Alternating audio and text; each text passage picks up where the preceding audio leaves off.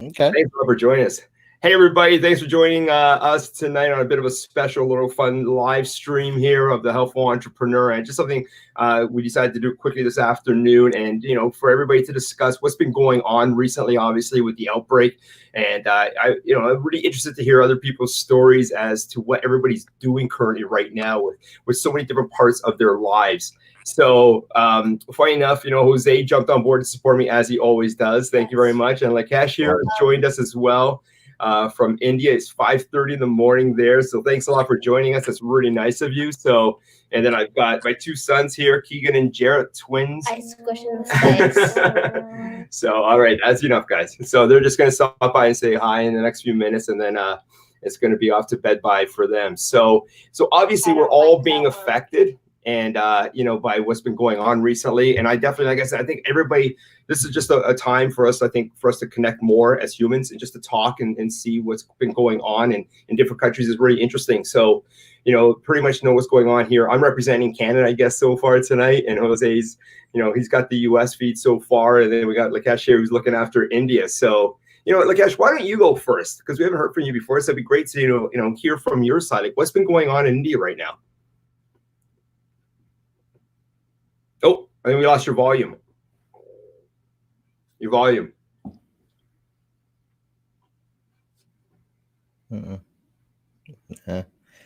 Something wrong with his microphone. Yeah, it was working. So, yeah, it was working at first. Can't hear you. Can't hear you. Maybe you muted it. No, I saw him muted and then unmute it to see if that would fix it, but that didn't fix it. Oh, really? Mm-hmm. See, he did it again. Yeah, I did it again. Yeah, you might have to jump off and jump back on or something like that. Jump off and then come back in. Okay, awesome. It happens. All right. So there you go. All right. So you know what? Why don't we? These guys are the guys right here that have to go to bed early. Jose's got to go to bed early tonight too. But he's going to work. I need my beauty sleep. He needs his beauty sleep. Hey, look at him. So he's very upset that one of the things is that he can't. Yeah, we got some more friends here. We can't. Jose cannot get to the gym, so that's one of the downsides. Obviously, is the fact that can't get to the gym. No, gym and Starbucks. They took everything I love away. Gym and Starbucks. I am hurting right now. So, join us. I mean, should say join us, everybody. Anybody that wants to join us right now, we're waiting for Lakesh to come back in from India. But scroll on up.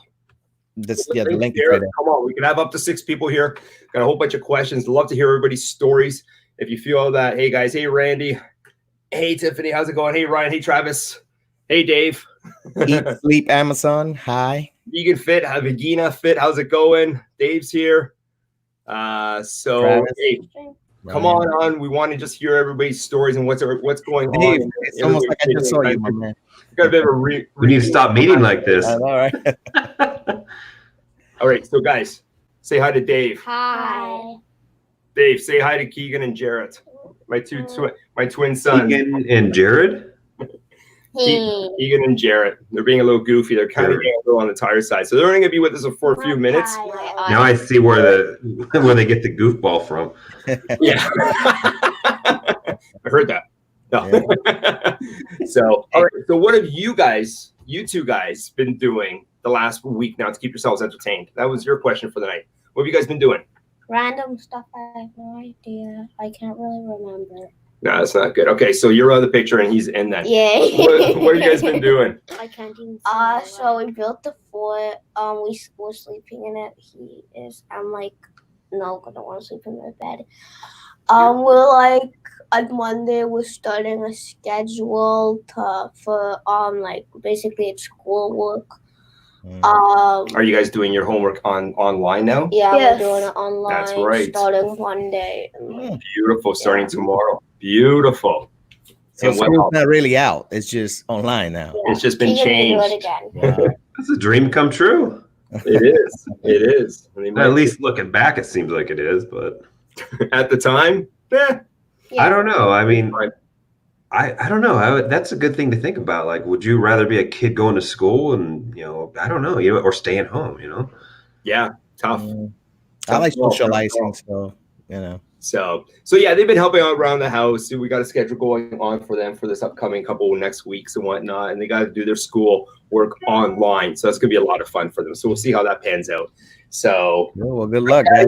Yeah. All right. Is there anything else you'd like to say to Jose and Dave and everybody else here before I send you guys off to bed? Remember, Uncle Dave is the one that's a millionaire. So if you need a vacation home with a pool and all that, that's the one you got to go visit. Uncle Dave. There you go. There you go. I'm a poor millionaire. All right. So say goodnight. Wave to everybody. Wave. And off we go. The other side. It's tough. Where's the dog? Keep the dog out here. Around somewhere. He's probably upstairs. It's upstairs with Phil, I think. So, okay, guys, go. Thanks, guys. All right. So, tell me if anybody else joins. Oh, I'll tell you if anybody else joins. I will. Absolutely. Smarty guys. So, okay. So what's been going on? Jose, you're working. Dave, are you going into work? Let's hear what everybody's... I work from my bed. I mean, my house. I work remote. Oh, that's nice. Got it. Okay. So you're not being affected by work whatsoever, are you? No, I'm probably good at least till October, November is my guess, just because that's when the contract possibly ends. And, you know, if the money runs out for that customer, then I don't really know, but we'll see. Yeah. Okay.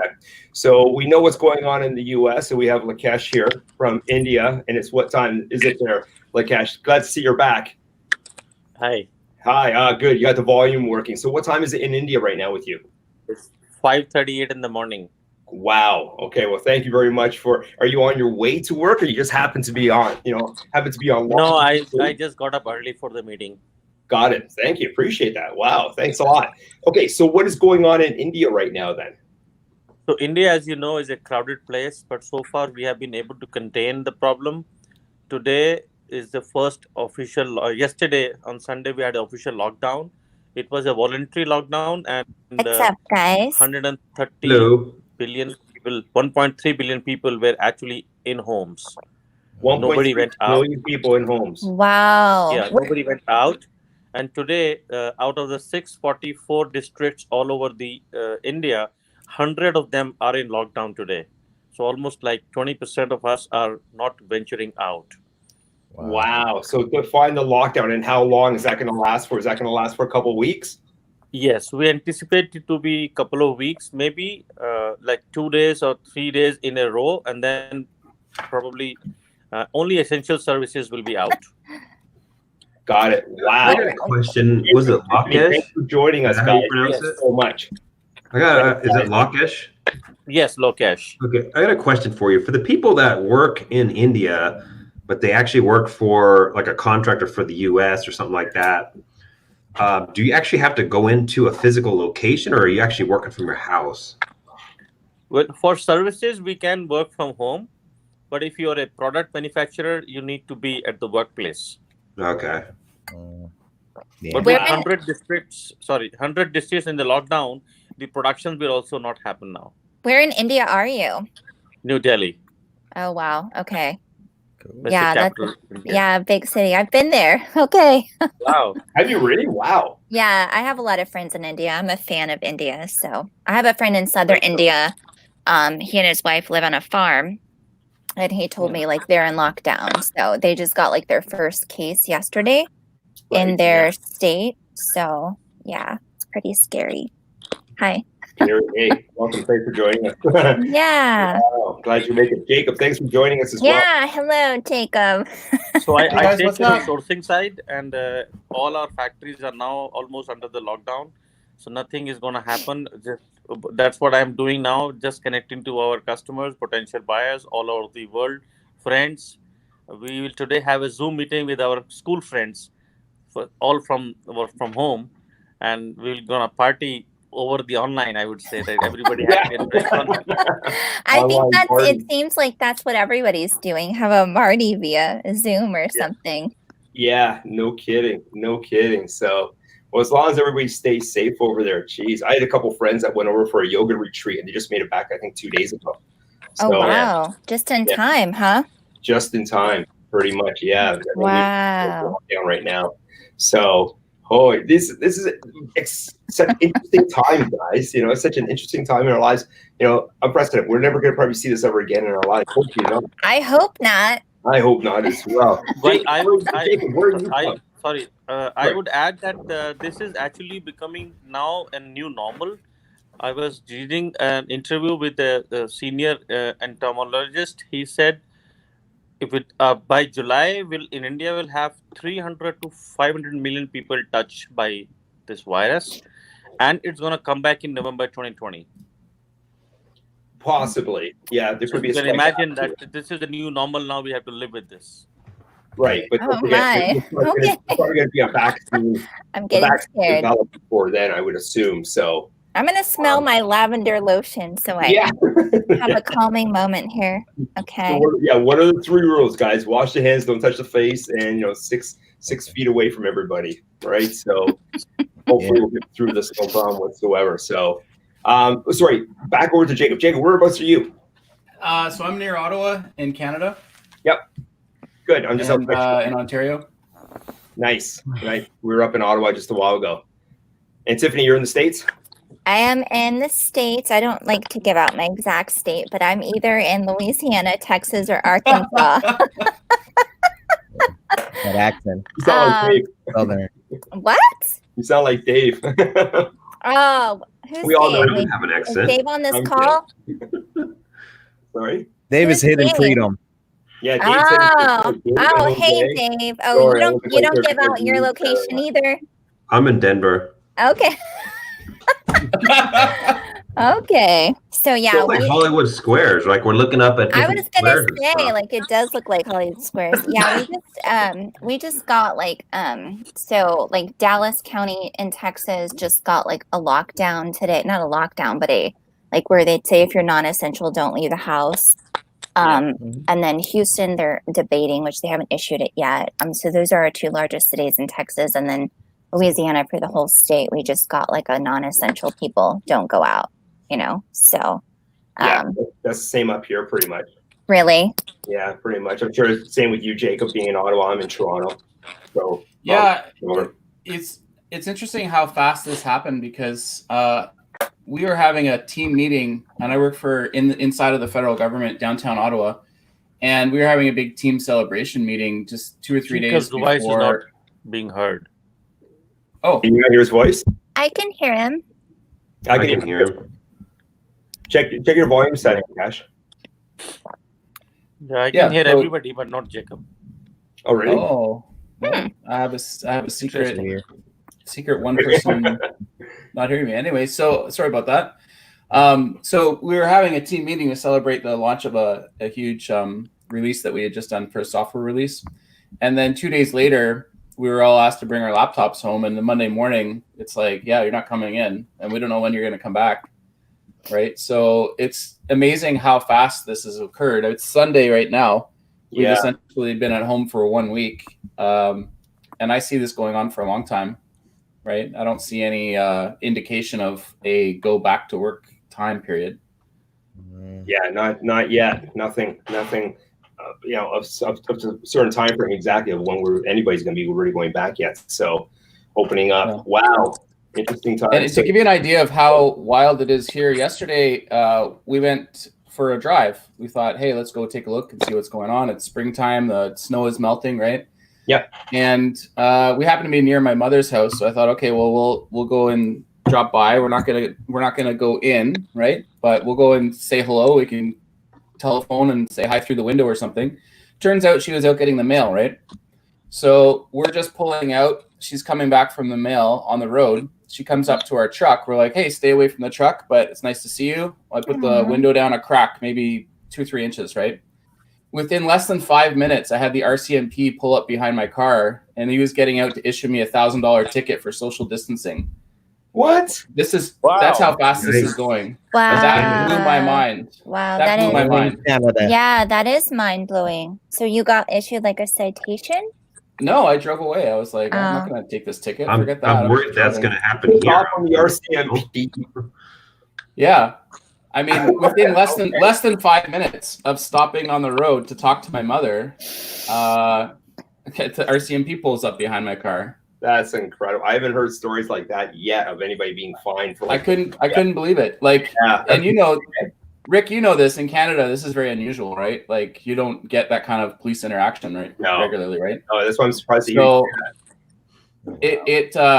that's when I really thought to myself, you know what? Like, what if I wasn't getting these, you know, every 3 hours alerts on my cell phone, right? I would have no idea. I would have just got fined $1,000 for who knows what, right? Crazy. No. Like, wow. The rules are changing very fast. And I think that that's not going to stop anytime soon. You look at the way this is going, it seems to me like a very orderly, structured shutdown of like movement, right? Yeah. Martial law. Yeah. Yeah. I mean, I think it's for the best though, because it's such a contagious thing, and it's like you can spread it and you don't know that you have it. So I honestly think it's for the best for everybody just to like stay home unless they have to go out. Yeah, but who goes around just kissing people in the mouth? I don't understand this whole social distancing. You know what I'm saying? Like, like we got the personal bubble here in the U.S. We don't get up close and personal to speak to people anyway. So I think you know what I think about the whole thing. Last night I pretty much expressed that I think the whole thing is overblown. Now, where are you, Rico Suave? In the U.S. In the U.S. But I mean, do you say what state you're in, or? I'm in Memphis. Oh, you're in Memphis. Okay. Yeah. And it's just the whole thing is just like everybody's just following suit. Yeah. You know, because the government did it, then we're gonna do it, and it's all politics. And I hate it. They took away my gym. They took away my Starbucks. If the government can tell you when to stay, where to go, and how to do it, then government is way too big. And this is a very fine line between, you know, martial law, complete shutdown, them telling you can't do something.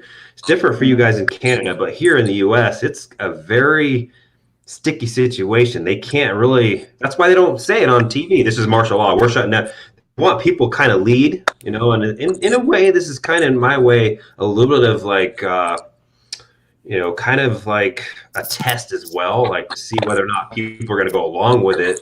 And, you know, can they get away with this in the future? It's just it's a big concern. It's a very sticky situation, in my opinion. So, yeah, yesterday companies and states, but they're not saying it from the government. Hey, this is martial law. We're shutting everything down. You know? Interesting point. Lakash, you were saying? Yeah, yesterday I saw a news in the Miami where people were walking out. They were sitting in bars and pubs, and they were just partying like it's like springtime. Yeah, they were not the seriousness of the situation now. Yeah. So spring break in Florida is a cultural phenomenon, right? Yeah. Yeah. That's bad timing. Yeah, it's spring break right now. So yeah, what's it like for the lockdown? Is it pretty much martial law? Pretty much. Are the police out there giving people fines? If we had to actually enforce the trains were not cancelled before, but when in India, it's a lot of migratory labor which works in different towns coming from villages and from different states. So most of the eastern state people, they walk down. They stay in the western side or the central India as a migratory labor in factories for production. And it was not like China where they had holidays and they were back home. It was like running production time. This is the peak time for production in India. And as soon as the government said we are going to have a lockdown and you have to be here, there was an army, I would say, of huge people sitting on the platforms of the train stations. Today, we literally had to cancel all trains, and the PM had to again tweet that I have told you not to get out of wherever you are. So don't just run towards your hometown. This is not the time to run to hometown. If you're in Mumbai and you are from Kolkata, do not think of boarding a train. And we had to immediately shut down all the trains. And India has the second largest network of trains after Germany. So you can imagine thousands of trains were on the platforms and they did not run. And people had to stay there in the stations. And now they are going to go back to wherever they're living. They have to accept this, that they cannot go back. They cannot move out of the house or a factory or wherever they're staying. Wow. So it's just stay put wherever you are is where you're staying. I was telling you the interview. He's saying by July we'll have 300 to 500 million Indians touched by the virus. affected by the virus. Huge number. It's a huge number of people. We don't have the medical facilities. Leave apart the kind of things that Canadians and Americans or Italians have. So we are not. We don't have it as a medical facility in India, and this number is a huge number. Wow, Way too huge. That's pretty scary stuff. So in Puerto Rico, they have curfew, and that's like you can't be outside your home after 9 p.m. or you'll get arrested. What do you think about that? Yeah, I wonder if that's going to start happening here. I know. What do you think, Jacob? Here in Canada, a curfew Absolutely, it's going to happen 100%. If you look at the way that the government's been issuing the shutdowns, it started with the schools, right? So everybody's kids are home, so people aren't going to panic because their kids aren't out. And then they started shutting down certain types of businesses and certain types of activities. And then the next day, new type of level of types of businesses, right? Then restaurants, and then, okay, well, you can go to a restaurant up to a certain limit. Okay, well, now you can't go to the restaurant, right? It's just sort of one thing at a time, and it's staggering it, right? It's in stages. So if I was the government wanting to shut things down, that's exactly how I would do it, right? Yeah. Yep. Pretty Slowly. strategic when you think about it. Can't do it obviously all at once, right? But wow, interesting times, guys. Interesting times. So I was talking with a friend of mine in Europe, and they're in Serbia, and they're up on the 3rd floor of an apartment. They haven't been able to leave their apartment for a week, and the police come to their apartment and check to make sure everybody's in their house on a regular basis. Are you for So real? it's not just that you can't leave; you get checked on to make sure you haven't left, right? And if you do get caught out, Where's this that's in Serbia. Communist Russia? No, it's Serbia. It's not communist at all. Serbia. Yeah. Jeez. Crazy. I believe Italy is like that, but I think Italy has gotten hit like the worst Serbia so or far. Siberia? They've had, I think, what, 3,000 deaths. Italy, Yeah. right? But you know, they're such a dense country. People are so close to one another. There aren't real homes, backyards or front yards there. It's all close proximity apartments. And if you have a balcony there, you're living large, right? So I just fear that it could go beyond the virus at this point if they take measures like that. If all these big cities start getting MRAPs out, they start doing checkpoints and lockdowns and roadblocks, it's going to get ugly. That's just my opinion. It's going to get more ugly than a virus itself. Across the U.S., a lot of these companies that are deemed essential services for supply chain have issued letters to their employees to bring with them in case that happens, right? And people are already, if you're a trucker and you're delivering supplies and you get pulled over on the road, you have a letter from your employer saying that you're an essential service, you're deemed necessary by the federal government, and you're allowed to proceed. Those letters wouldn't exist unless there's a plan to start enforcing something, right? Why else would you need a letter? I don't know. Sure. All I know is that you can't find Canadian. You can't buy any more guns down here because they all off the shelves. Like you can't buy no TP or gun. Yeah, that's how it is here too. Yeah, like people stocked up on the ammunition, and I was trying to get a gun, and I couldn't because they were out. But you already have one? Well, I want to get another one. Then I want to get some more toilet paper and nothing. I mean, I'm telling you. The last 6 times I've gone to the grocery store, there's no toilet paper. Yeah. Why? Yeah. What is it with the toilet paper? And if anybody, like I said last time, if everybody needs some, there I am, right there. There's the ration wall. I got my beer. Can you FedEx that to me, Rick? Absolutely. I got my books here. Got some Xbox joystick. I'm ready. I got everything here that I need. I'm ready. So, I mean, in the southern states, like, you know, guns are a big thing, and so right. you know, yeah, and that's how it is here. I mean, people they started doing that like 3 weeks ago. Like my friends in other parts of the South would text me and they'd be like, people are stocking up like on ammunition and yeah. So To protect. What are they planning to do with the extra ammunition for their additional guns? For the zombies, bro.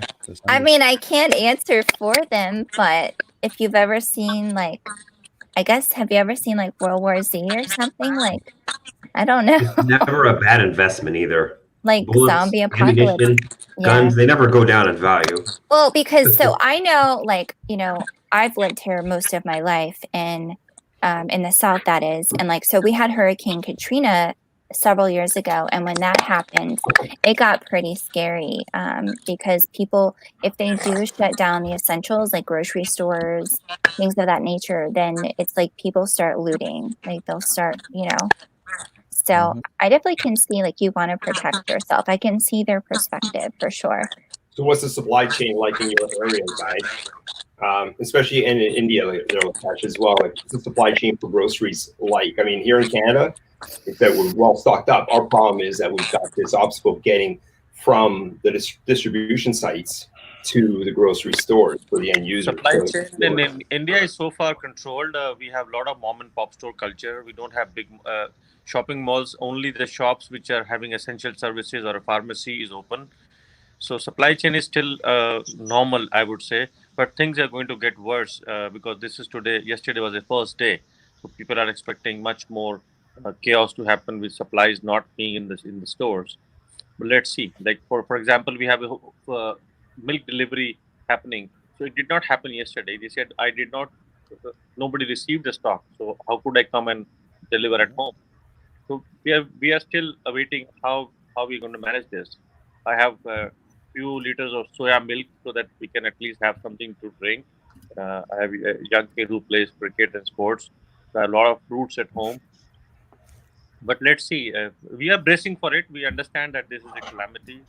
In my generation, I have not seen this kind of thing happening all over the world. World War II was like beyond our time. So our Prime Minister actually told that this is much more bigger than a world war. Actually. Wow, a lot of fear seems like building up here, right, guys? Building up to like. Think about it. If you think about this, the worst thing that's happened, in the U.S. since like I can remember is 9/11, right? Yeah. When 9/11 was only one state, I would say. This is all over the world now. Yeah, they didn't even go to these measures. They didn't lock everybody into their homes, and Exactly. we didn't run out of toilet paper or guns. I mean, this is it's definitely different. But yeah, all flights were canceled or shut down for quite a while. But it was definitely a thing. It didn't last for a long time. No. Delhi has cancelled all the flights coming in and out, domestic or international, for indefinitely now. Oh, domestic as well? Yes, anything which is coming into Delhi, not the all over India, but many states are now refusing the flights. Wow. That's a really big deal for Delhi to shut down. Yeah, the airport. We have 20 million people in Delhi, so it's a huge number. Yeah, big city. Wow. How about okay? So everybody's pretty much somewhat working from home. How about kids in schools? Everybody's still off to the end of this month because now we're off. Like tomorrow, kids supposed to be going back to school. We got the next 2 weeks, I think, up till April 6th. They're supposedly tentatively going back on that Monday. Have you guys heard anything else? I've heard April 5th.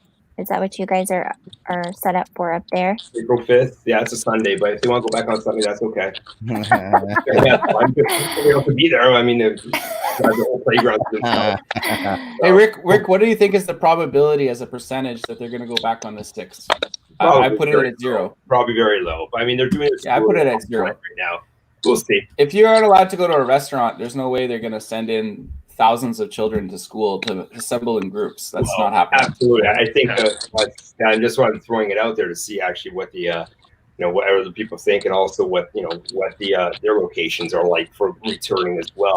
But I think that it's not the flattening of the curve, and getting these numbers down. What are we at now today, Jacob? Like 1,300, just over 1,300 cases in Canada.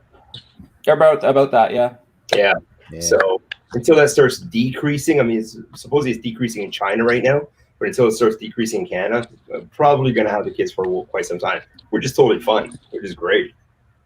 Yeah, in the U.S. as of what was it, March 19, just a couple of days ago, we had 9,477 cases with 155 dead. So there you go. In U.S. In the U.S., yeah. Are you saying 155 in total or just one day? No, those are the dead. The dead. Let's see what that website was. Total is 9,477. Are you in US? It's more than 15,000 now. It's like 13,000 or something, and then I think it's I have a it's meter. 400 dead or something like that. And 400 plus deaths. Yeah. Right.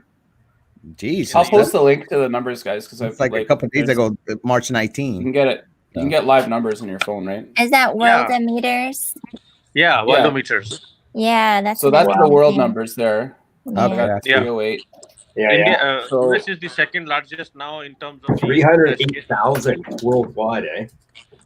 Yeah. I mean, that's a small amount of people with 7 billion people. Now it's Yeah, not even yeah. 308,000. They are 317,000 as of now.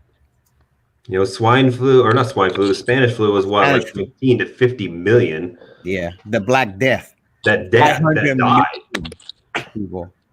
You know what I'm saying? This is nothing. This is dropping the bucket, but this is scary though. This is like really scary to people. Like this is like Yeah. we haven't seen nothing like this in a while. So people are freaking out. You know what I'm saying? So. Yeah. So, Lakesh, what are the numbers like in India right now for you guys? Well, talking about schools, we had No. How many cases in examination India right waiver. now? We had the examination time in March, sorry. and especially the grade 12 who graduate to college, we had few exams left, and everything got cancelled after 17th of March. So we don't know what's going to happen to the next semester. How are the students going to get to college? Because we don't see this ending before July, and then it's all over for the examinations and all the sessions. So there is no planning as of now. We don't even know what to do. We're just sitting quiet. Okay, just sit quiet, sit at home. Let's see how we can cope up when things get normal, and then we will take a call. As of now, there's no question answered, nothing to actually, I would say, plan. What is testing like in India? Because the numbers reported are very low, but what are people getting tested? We have yes, we have almost 500,000 people tested so far, but actually the numbers are low right now. It is that's a fact that because of maybe immunity, as well as a lot of not having foreign travelers, and we closed our borders like 3 weeks back, so we got smarter than other countries. Like I would say, in January and February we have the latest. We have the trade fairs all across Europe. Yeah, that's for India. There's only 332 cases, only 5 deaths. Exactly. That's very low. Yeah, today I would say the latest is 7 deaths. Yesterday we had 2 more, and the cases jumped in a day from 81. So we are almost now crossing 400. By the time I go back to the meter, it will be probably around 400. Okay. So the trade fairs, which happens in January and February all across the world, India has a trade fair in April. They used to do it in February. They pushed to April, which is now cancelled. So Europe did a big mistake of inviting Chinese and Indians and exhibitors from all across the world into Ambiente and Christmas World, and that was a huge mistake by the government there, that we will not be affected. And those people who came back from there, or Italians or Europeans or travelers from India, they were having something to do with Europe. They brought this to India. India did not had a single case, which is an inbuilt case, and that probably is a problem. Wow. So my question is, if the regular flu, malaria, Ebola, AIDS, all these, viruses and different, illness and all that, or situations or whatever, kill way more people than this new virus has ever probably will. Why do you think it's so sensationalized right now and so like over the top? Like what do you think is the reason why? Like trying to catch it fast and early. It's supposed to be 10 times or 3 times more deadly than the flu, but the flu does kill a lot of people every year, and it's like nobody really talks about it. A lot. And you hear people talking on TV that coronavirus is a disease. I don't consider it a disease to me, but what does everyone else think it's a disease, or is it a virus? It's a virus. Yeah, it's a virus. They It's a just virus. don't have Virus. they don't have a treatment for it. Like with flu, they can treat you with Tamiflu. Exactly. But right now, they're still investigating like some treatments. They're experimenting with those. So there's some antivirals that they've tried that are working, but I mean, But not to everybody. because we're not even half through the way through the year, and already 16,000 people died from the flu. So you know what I'm saying? Yeah. I know Well, exactly what you're numbers saying. will go into millions. Where- So not if not a few 100,000, the numbers all over the world will go into millions. Yeah, so if More like- you can't really compare this to influenza, right? So the influenza flu, the lethality rate for that is 0.01%, right? Of the Exactly. people that catch it. With the coronavirus, we have 336,000 and change people that have it, and it's caused 14,000 deaths. So you're looking at 3 to 4% of people that it's have more like- been more like diagnosed. two. However, It's more like if you 2 to look at the 3%. closed, well, no, it isn't. So 14 out of 336.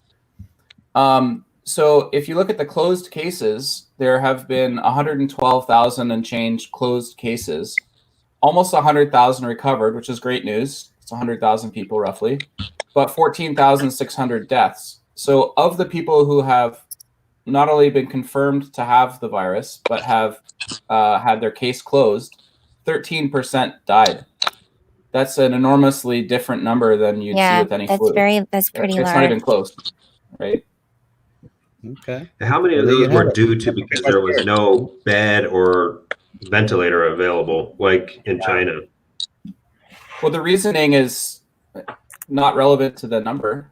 It is though, The number's because in the the number, U.S. right? The the data percentage itself. is that high. And to add you, this 13% is now rising 1% every day. 2 days back on Worldometer it was 11%. Yesterday it was 12. Today it's 13%. So the rate of death is also increasing day by day. If you look at the breakdown to the U.S., because that's a good question, what about in the U.S.? So in the U.S., closed cases is 594. Of that, 178 is recovered and 416 is dead. So the percentage of death from closed cases in the U.S. is 70%, 70. It's So way higher. Two of the three died. Yeah, but how many of these Of people closed had already cases. preconditions? How many of these people had like already preconditions like asthma, diabetes, old age? They probably old as crap too. Young people, you know what I'm saying? Like 80% of But people die for all kinds of reasons, right? I mean, there's people that didn't have the virus and they also died, right? There's people that are dying from tuberculosis and like people get in a car accident, they're dying but too. you're more That's dangerous not if you have like relevant, a right? precondition. Maybe I'm just can't think on the fly here, but why aren't you taking the number of deaths divided by the number of cases? Just in the U.S. as an example. So there's two parts to it. One is how many people have it total. So in the U.S. right now, the number is at 32,783, and the total deaths is 416. But we have to look at closed cases. So people who either recovered or died. Yeah. Because if you still have it, you don't have an outcome, right? The outcome itself is what I would be concerned about. So And okay, we also have to keep in mind most people haven't been tested, and a lot of people have it that haven't been tested too, right? So the numbers are going to change. But I'm sure if somebody the dies, people they that go have to the morgue and confirmed, they're dead, they can test. Oh, man, coronavirus. Okay, they probably died from that, right? Yeah, I don't know. I saw somewhere that 80% of the people that get it, recover with no symptoms, and then there's like a very few, like the other 20% that will get like mild symptoms, like the flu and stuff like that, recover after a week or two, whatever. And then you got that 10% or whatever, 5% where it's critical and the lungs filled with water or whatever, and they develop pneumonia and stuff like that. And then from those, like 2% really kick the bucket, and you know what I'm saying. So it all depends. well, that's what it used to. It used to So be that, right? 2%. So earlier on, the deaths as a percentage of closed cases was like 4%, and now it's 13%. So, if you're only talking about the people that have closed cases, meaning there has been a result, either they got better or they died. Those are the two options, right? 87% recover, so that's great. 13% die, that's bad, right? But it depends on what you're looking at. If you look at how many people die as a percentage of the people who have been diagnosed, I mean, if you were diagnosed with it yesterday, you don't have an outcome. You haven't gotten better and you haven't died. It's neither, right? Yeah. Yeah, good point. Boy, how about the issue is, go ahead. Sorry. And the issue is not about the percentage. The issue is about percentage of what number. So we're talking about almost like 1 billion people affected by it all across the world. Now you multiply that to a percentage of either 2 or 3%, that becomes a huge number. That's What's true. the number? You're saying 1 billion people have been affected by this virus? It will be affected almost 1 billion people. Is that the speculation? That's like a future number, right? Yeah, by the time July, which is the expected period for it to cool off, there will be 1 billion people affected all over the world, and 2 to 3% is a big number for that size of population. Wow. Well, that's scary. That is why it is so dangerous, and that is why people and governments are doing a lockdown. This is not a small it's a calamity of the century. Yeah. Okay. All right. That's No. I disagree on that. I think it's an exercise for something more serious in the future, and I'm glad they're doing it for a couple of weeks. That's fine. But then again, I think it's going to blow over in a couple of months, and we're going to look at each other stupid, and we're going to look at our piles of toilet paper in the corner and be like, "What the hell was I thinking?" So, you know. Hey, hopefully, Hopefully. Hopefully it does. You know, I mean, everybody's got their different viewpoints on all this work and go and what route it can take and go with different. It's not 1918 anymore. You know what I'm saying? We got so much technology, so much, medicine, so much, advancements in technology and medicine and the healthcare and everything. So they're already testing a vaccine on a lady in Seattle, so forth. And that vaccine is going to be used for, like, they're saying 18 to 24 months. Not even weeks. Yeah. The head of the NIH, like, he did a live on Facebook with Zuckerberg. I think it was yesterday. And trust that guy, Zuckerberg. No, it's the head of the NIH. So, I mean, I work in clinical trials, and there's different phases you have to do. So it takes like a good 12 to 18 months to like get a vaccine to market. It used to, but it shouldn't take that long now. It should take about, less than that. Well, no, they had the vaccine within 3 hours of getting the sequence. So it's not a matter of having the vaccine. It's a matter of testing it. Because you have a vaccine and you don't test it, you could kill everybody that takes it. So you do have to test it. And you have to leave enough time to get multiple groups of people to take it. So Tiffany's correct. Like, it's going to take at least a year. Even if you have a successful vaccine, it'll take at least a year before it's tested, right? Before it's available to the public. Yeah, before it's on the mass market. Right. Yeah. But then you have to replicate it. If assuming that it passes the tests, you do have to actually manufacture it. That takes time too, right? Distribution as well. Mm-hmm. Yeah. Well, let's see what happens over the next while. Everybody just stay safe. So this time the self-confinement, this time the lockdown is the only solution available for this flu. Probably by the next year we might have some antidote and people can actually take it. But 2020, I would say, is the only lockdown and confinement is the only solution available right now to the world. Just stop the chain, stop the carry on, because this is the dangerous part of the flu. It just hops onto somebody's shoulder, somebody's nose, and goes to somebody else, and you don't even realize that you have given a flu to anybody else. Mm-hmm. But the Chinese already got it under control, right? That's what they did. They locked down everything.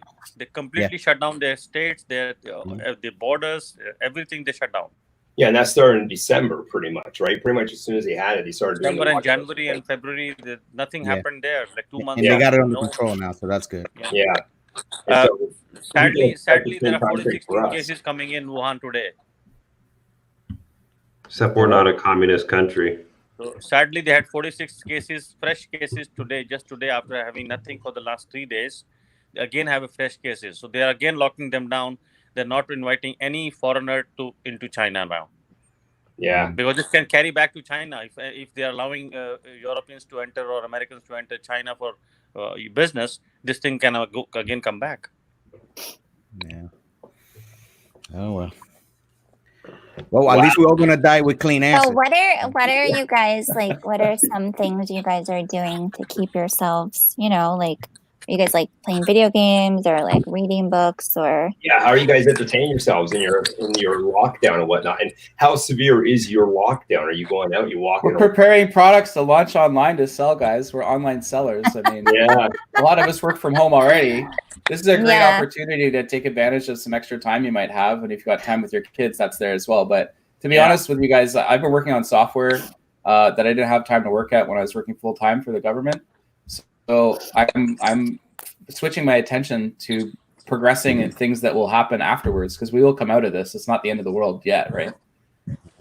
That's a good dry run. Yeah, I'm just focusing on. For me, I'm just focusing. I don't create products like a lot of private label sellers do, like Jacob does, but so I just sell stuff that's already created. And so Amazon right now is booming. Like, I mean, I sell a lot of non-essential products, but products that I guess people just want to stock up on. So not toilet paper.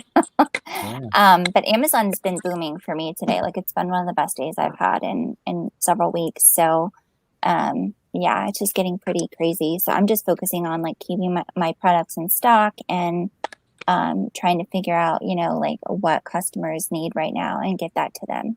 Okay. Are you selling mostly merchant fulfilled, or are your categories no, some of the categories that are still available? Yeah, no, my categories are naturally like the categories that are allowed. So that didn't really affect me, like when they put the restrictions on that. So yeah. Interesting. How are you guys staying in shape? What are you guys doing? Walking, working out? What are you guys doing for fitness? Because gyms are locked down, my taekwondo's down. Like, what do you guys do? What are you guys doing? Outside is locked down. That's my next question. Are you guys actually getting outside as well? Not yet. Not yet. So, Jose, you work out on a regular basis. Seriously, what are you doing to stay fit? Well, because I've been working out for years and it's all natural, I'm not worried about 2 weeks. It's all natural. Yeah. Sure, there, Grant Cardone. I'm not worried about 2 weeks off. It's not really gonna, do anything. Yeah. But it's my getaway too. My gym. Yep, it is. So it's escape, right? It sucks because I feel kind of like sluggish if a couple days go by and I don't lift some heavy weights or whatever. Yeah, I don't feel right. I need some kind of cardio or whatever. So we're doing the Century Club every day, and that is me and the boys. We do 100 push-ups every day. Oh, that's cool. Yeah, just throughout the day. Oh, here's another 25. Oh, here's another 10. Whatever. So that's always fun. We do our taekwondo patterns, and we're always getting out for walks, at least hitting 10,000 steps every day. So stay active. Watch what you're eating. You're getting 10,000 steps a day inside your house? Well, Yeah. I gotta go to your house sometime. We're going outside. I gotta go to your house. Got to manage your dog around. That's a lot of steps inside a house, Rick. Well, you got to move. Yeah, inside and outside. Do you have like a treadmill or something? Or? Are you staying inside, Jacob, your house all the time? For the most part, yeah. Yeah. Like, I'm normally very busy and I work all the time. So I'm taking this time to rest and just like focus on my health, right? That's good. I'm trying to eat healthily, and I'm really trying to focus on sleeping. And when I am awake, I'm literally dedicating time to rest, right? To just not be doing things. Yeah, no, that's good for you. I mean, absolutely, man. That's I guess that was me last night, and David, my neighbor was saying, it's kind of giving us a chance to like really, relax and do the things that we haven't had a chance to do for so long, right? Yeah. So, what's up with Lakash? He's outside or something? Lakash, give us a tour. Our milk has been just delivered. It's 6:20 a.m. now in the morning. Right. So the delivery boy has just given us the morning milk. Got it. He still got a job. He still got a job. That's good to see. Get his delivery. Yeah, yesterday he came at 5 a.m. in the morning, and I was like literally not even. I didn't even get up, and he said because it's a lockdown, so they were expecting the delivery to finish by 7 a.m. Wow. No, we're getting up. We're mobile. We're working on as much as we can. Improvising as much as we can. So, all right. Well, who's got that weird noise going on? Like, got the weird mic. Oh wait. Oh, I got the feedback going on. I think it's. I would just mute for a second or whatever and see who it is. Hang on. Yeah, it went away. It went away. Cash. It's gone. Okay. Nobody move. Nobody move. So. Cash looks like he's frozen. Everybody stay healthy, eat healthy, all that sort of stuff. How often are you guys getting out to stores to replenish your food supply? A couple times a week? It's once a week for me. Yeah, no, we stocked up. Like, we have enough for like a month. So, because I don't want to go, I don't want to go out and catch anything. Well, actually, we have a Walmart pickup order scheduled for Tuesday. So yeah, that's okay. So with Metro, actually, I want to hear from everybody that's in the comments here as well, guys. How often are you guys getting out to grab groceries? So just let us know at the side. I went to a Metro yesterday. Yeah, I think it's Lakesh. Lakesh, you're the culprit. Yeah. Or if you Go got a back second, inside, Lakesh. if you got a second browser, if you got another tab open, mute it if you can. Yeah. That's better. It just sounds like the Metro was quiet yesterday, Jacob. So Metro is one of our grocery stores here in Canada. It was quiet. I couldn't believe it. I walked in. There was like maybe one person ahead of me in the lineup to check Did out. you go during the senior time? Yeah. No. Thanks, Dave. Thanks a lot. No, You got it. No, it's like it was like early afternoon. It was like 2 or 3 in the 1 or 2 in the afternoon. I think it was. It was like there's not hardly. I mean, I would say it was quiet, but for like a Saturday, it was more quiet than a regular Saturday. That's for sure. But then I went online prior to that and to get our groceries delivered by Metro again. And there was a 10-day waiting period before they would deliver it. So Yeah, people are ordering online.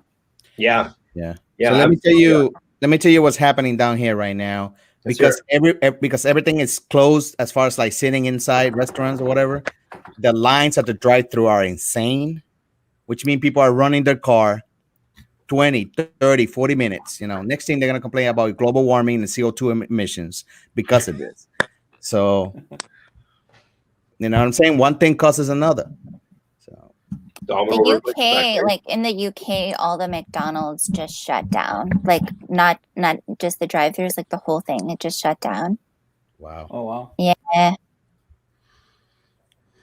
So interesting stuff, guys. I'm gonna start posting people's comments. So everybody's in the stream, throwing out a question to these guys. You guys can answer it as well. So yeah, we are the experts over here. So send us your questions. I mean, I have an uncle that went to MIT, and he's like the smartest guy that ever taught at MIT. So I'm kind of like I have a natural apt for this kind of things, like health stuff. I'm kidding. I didn't say that. You know who said that on the news.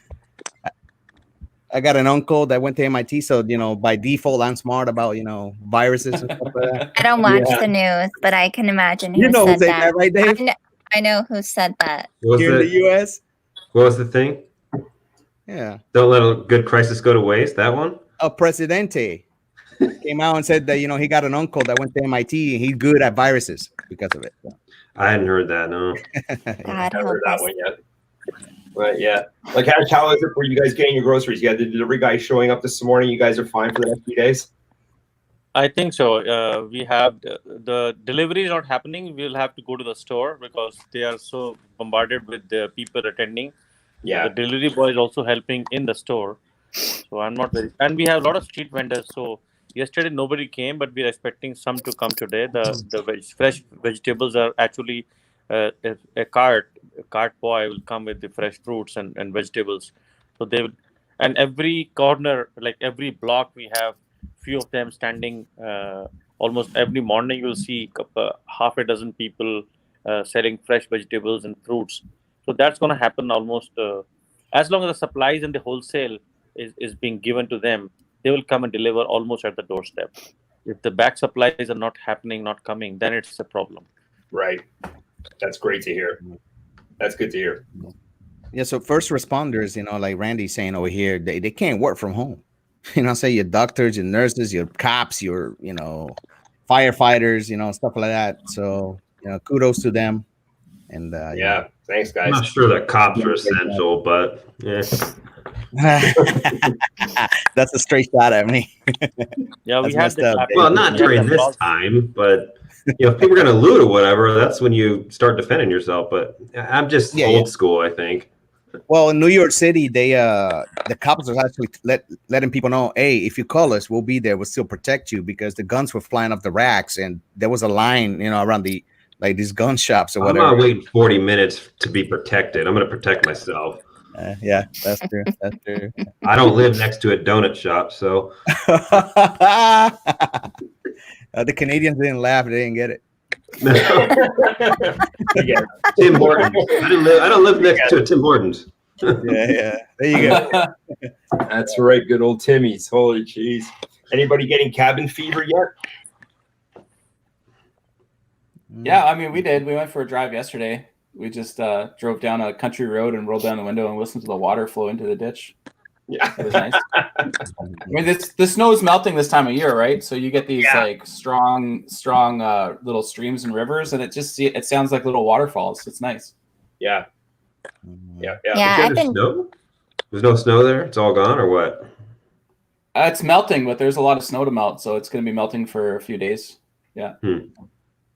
I mean, a couple days ago it was up to plus 13. So I don't know what's that in Fahrenheit, Rick? Like 60, maybe 65 or something like that. 65ish. It was pretty warm, and so a lot of the snow melted fast. And so in our area around Ottawa, it's very flat. There's a lot of farmland, so there's a lot of overland flooding. And we did notice that some of the smaller rivers were flooded past their banks. So I'm not sure if that's going to make its way into the larger rivers, but that's a potential that could happen as well as flooding if there's a warm spring. Yeah, we had some flooding issues up here last year, guys. You know, in Lake Erie and Lake Ontario, two of the Great Lakes were they're up about a foot and a half or so, I think, Jacob, something like that. Yeah, I mean, the flooding was all over. In the Ottawa Valley, the entire Ottawa River around the city of Ottawa. The city of Ottawa is around 1 million people, right? And all along the banks, it was flooded on both sides of the river. So there were, I would say, several thousands of people that lost didn't necessarily lose their homes, but they had the military come in and sandbag around them. So it was a lot of flood damage. Yeah. Wow. Yeah. We had dolphins in the sea right at the coast in the Mumbai, where some Bollywood actors are living. She took pictures and they were telling us that since there are a lot of no people, no boats, so dolphins are actually coming out of the ocean and they are now touching the coast. So that was something really in years they have not seen this happening in Mumbai. Yeah. Wow. With a lot less planes flying in and out of cities and across continents, you're going to see a lot of changes with the wildlife, right? Whether it's fish or birds or migrations, I think it'll affect the wildlife for sure. Yeah. Hey guys, so what have you guys seen and heard on social media and on TV and whatnot about the improvements of the earth going on? Let's hear some of what stories that you guys have heard. Anything? I've just heard like the canals in Venice, like the wildlife is starting to come out. Yeah, like the fish. I could see fish for once. Yeah. Yeah. That's great to hear. Great to hear. And there's an aerial I mean, they view. saw dead bodies too, but But that's another story. We can overlook that. We can overlook that big time. Let's keep it positive. Yeah. Wow. So a satellite photo as well over Italy, how the quality air has improved so well over the last couple of weeks now. The pollution is down. So as they say, the earth is healing itself. Yeah. So who knows? Maybe this is a great way for the earth to get back up to where it should be and whatnot. So what else have you guys heard? Anything else in regards to the positivity of the earth changing? No? I haven't heard hardly anything. The canals is like a little small snippet. Yeah. Well, the news, they don't really like give you the positive stuff. Like I had to read about the vaccine on Forbes.com, on the websites, because the positive stuff, nobody tunes in for the positive stuff. They tune in for danger. Danger, you're gonna die. That's what sells. That's what people tune in. That's why I don't watch the news, because it's so hyper focused on negativity and it gets your nervous system like all worked up.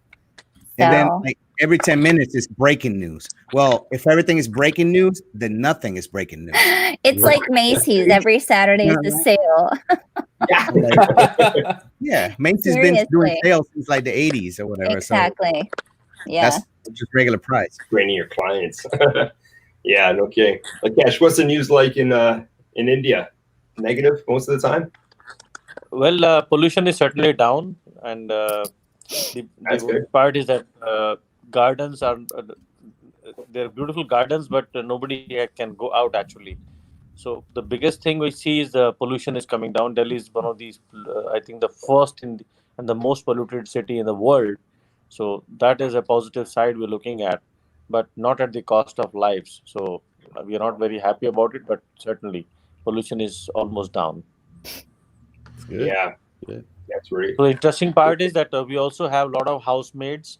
We have a lot of have gardeners coming in. So we are voluntarily giving them a paid leave. Yesterday, I called up our housemaid. She comes from around a kilometer away from our house. I said, "Don't worry, don't come back. We'll work on our own. But you're gonna be paid as long as you are staying home." And that is something as an appeal we have done to a lot of our WhatsApp groups, to our community. Anybody who's you're employing, whether they're drivers, or they're housemates, or they're gardeners, or even people in your offices, just don't uh, cut leaves, and make sure it's not a big money for us if we can afford a housemaid, and it's like not even $10 a month for us, I would say. And you have to only give a $3 for a 7 week 7 day holiday. It is nothing for you, but for them, it is a big thing that when they're working in 6 or 7 homes every day, and all 7 of them, if they can pay them, that's the only way you can keep them at home. Otherwise, they will go out, and the moment they go out, you have people on the road. This virus is going to be spreading across homes. Yeah. So, what's your definition of a housemaid? What exactly do they do? Do you look after keeping your Well, place? housemaids will clean. There are certain services. Whether it's a full service housemaid, they will clean, they will mop, they will clean utensils, and they will also do a dusting for all your house, because India is a lot of dust, especially north of India, because our desert is very close to New Delhi. We need to have a dusting of every object at our house every day. Every day. Otherwise, every day. So Wow. even It's if you next to have it's next closed to a homes, desert, Rick. Yeah. I can give you a brief of my living room. You see, But every day. Yeah, let's check it out. Oh, that's beautiful. Oh, that's nice. That was great. Every day. How are you doing? if you look at this table, His screen is sideways on my screen for whatever reason. Oh, really? Okay. Yeah. It looks fine to Yeah, me. yeah. Yeah, we So can if see you that. do a dusting on the table in 2 days, you're gonna see some dust on the glass table. Interesting. Yeah. So Yeah, it that's depends. If you are cleaning your utensils yourself, you're only calling them for mopping and brooming, then they will charge you around $30 a month, like $1 a day from one home, and they would be having probably 5 or 6 homes to do, and then their half of the day is gone, and by the time they're done, by the afternoon they will go back home. Wow. Yeah, look after those people then. Keep them inside their homes. Continue Yeah. to clean them, look after them. So we have a cook at home. He used to be living in my second home, and he used to cycle from there. In 3 weeks, I've already pulled him down. He's living on the ground floor of our house. I have a 3-floor house, and I've told him, you will not go out to eat. You'll eat with us only. Normally, he was eating outside, and overnight he was staying in my second home on a terrace. So for the last 3 weeks, he's been called in. He cooks here itself. He sleeps on the ground floor, on the floor, I would say, and whatever we eat, he's also eating the same thing. There's no difference, and that we call as humanity. That we don't have to be different at this crisis. I'm not asking him to go out and eat, because that's too dangerous for him as well, and for us as well. Yeah. Going out 3 times a day to just have a meal. Right. Yeah. Well, everything's going to be shutting down pretty soon, anyways, if they're not already shut down then for you, right? Restaurant wise. Yeah, it's all. Yeah, restaurant wise, also we have a lot of street food available for. So there are a lot of labor who works in factories. There are a lot of people who work in. So they don't bring lunch from your home. They will at 1 o'clock. You'll see so much of crowd at places. Small street vendors who are selling food, and there would be around 200 people at one street vendor place. So that's a huge crowd to manage at one time, and then it will be difficult for us. So this has brought everything to a standstill. Yeah. Wow. Yeah, think about a lot of small business owners right now probably hurting. They can't afford to close for 2-3 weeks, and I know Yes. the government say they're going to help out, but I don't know if they're going to help out the big, Well, companies. you guys are lucky. In India, we don't have such a luxury for a small business owner. Yesterday, we had a post by one of the factory owners that how am I going to pay my rent of the factory? How am I going to pay for the staff? How even I'm going to return GST returns? Who will pay me? Who's going to pay for my EMI of my home, for my car? because if 30 days I'm just sitting home, what do I do? It's like just disowning a baby, and who's taking care of that baby as a factory? Because there are 50 families attached to the factory. What do I do with them? Shall I send them home? Because they can't go home, and who will pay them? So it's a huge cost, and I don't think so. Our government has so much of money to pay to small business owners, like $1.5 trillion U.S. American state government is talking about that they're going to pay to the people. In India, we don't have that luxury. I've got a question. What do you guys think is going to happen with the monetary supply? Because in Canada, we're talking about billions of dollars of bailouts being announced. And in the US, you're talking trillions of dollars with a T, right? Mm-hmm. So that money doesn't come out of nowhere. It's printed off, right? It's generated. And, generally speaking, when you add money to an economy, the value of each dollar goes down. That causes inflation, right? Mm-hmm. What do you guys see happening in the US? And have you thought about it? Or is anybody even in the chat, like, what are your thoughts on who's paying for this? What do you guys think? Let's hear what you guys think. Well, what we're doing right now is the quantitative easing, right? And the whole 1.5, I think, trillion dollars or something like that. Everybody gets $1,000 per head. If you got a kid, you get another $500 on top of that. Bush did it back in the early 2000s after 9/11 and stuff like that. It's just to stimulate the economy. To lower the interest rates and all that good stuff. So, but you said printing money, yeah, but right now it's all electronic, so it's like hit the button. You know what I'm saying? The Fed has another $3 trillion, to disperse or whatever. The problem is not creating the money. The problem is the effect of creating the money. Right? Yeah. Inflation will be right. I think right now it's low anyway, 1.8 or something like that. So it'll go up a little, 2% or something like that inflation. It's not going to kill the dollar. It's not gonna kill it. So I mean, we're in debt 24 trillion. What's another 25? 25. What's the alternative? Not do any stimulus at all, and then all the companies go away, and you're gonna be worse off, right? So it's just pushing the rock down the road, in my opinion. It's like what we always do. So yeah. So it's been done before. Yeah, you guys are on a fiat currency system, right? So the whole world is right now, right? Yeah. This is the fifth quantitative easing that they've done. So. Jacob, Canada on a fiat currency? Yeah. Our dollar is not backed by gold, so absolutely. No, I don't think it's even a gold standard anymore. My degree's in economics, right? So that's why I'm curious about what people's thoughts are on it. When you generate more dollars for the same number of people, the value of the dollar goes down. That's how that's literally the definition of inflation. Yep. Quantitative easing is fine, but if you're not able to sell that debt on the global market, it's instant inflation, right? So I don't. Maybe the U.S. just figures people will buy U.S. bonds to bail out the world. Like, I don't know how that's going to work, right? If it's only one country doing it, you can distribute the bonds globally, right? But if every country in the world is printing money for everybody, then inflation is a likely outcome.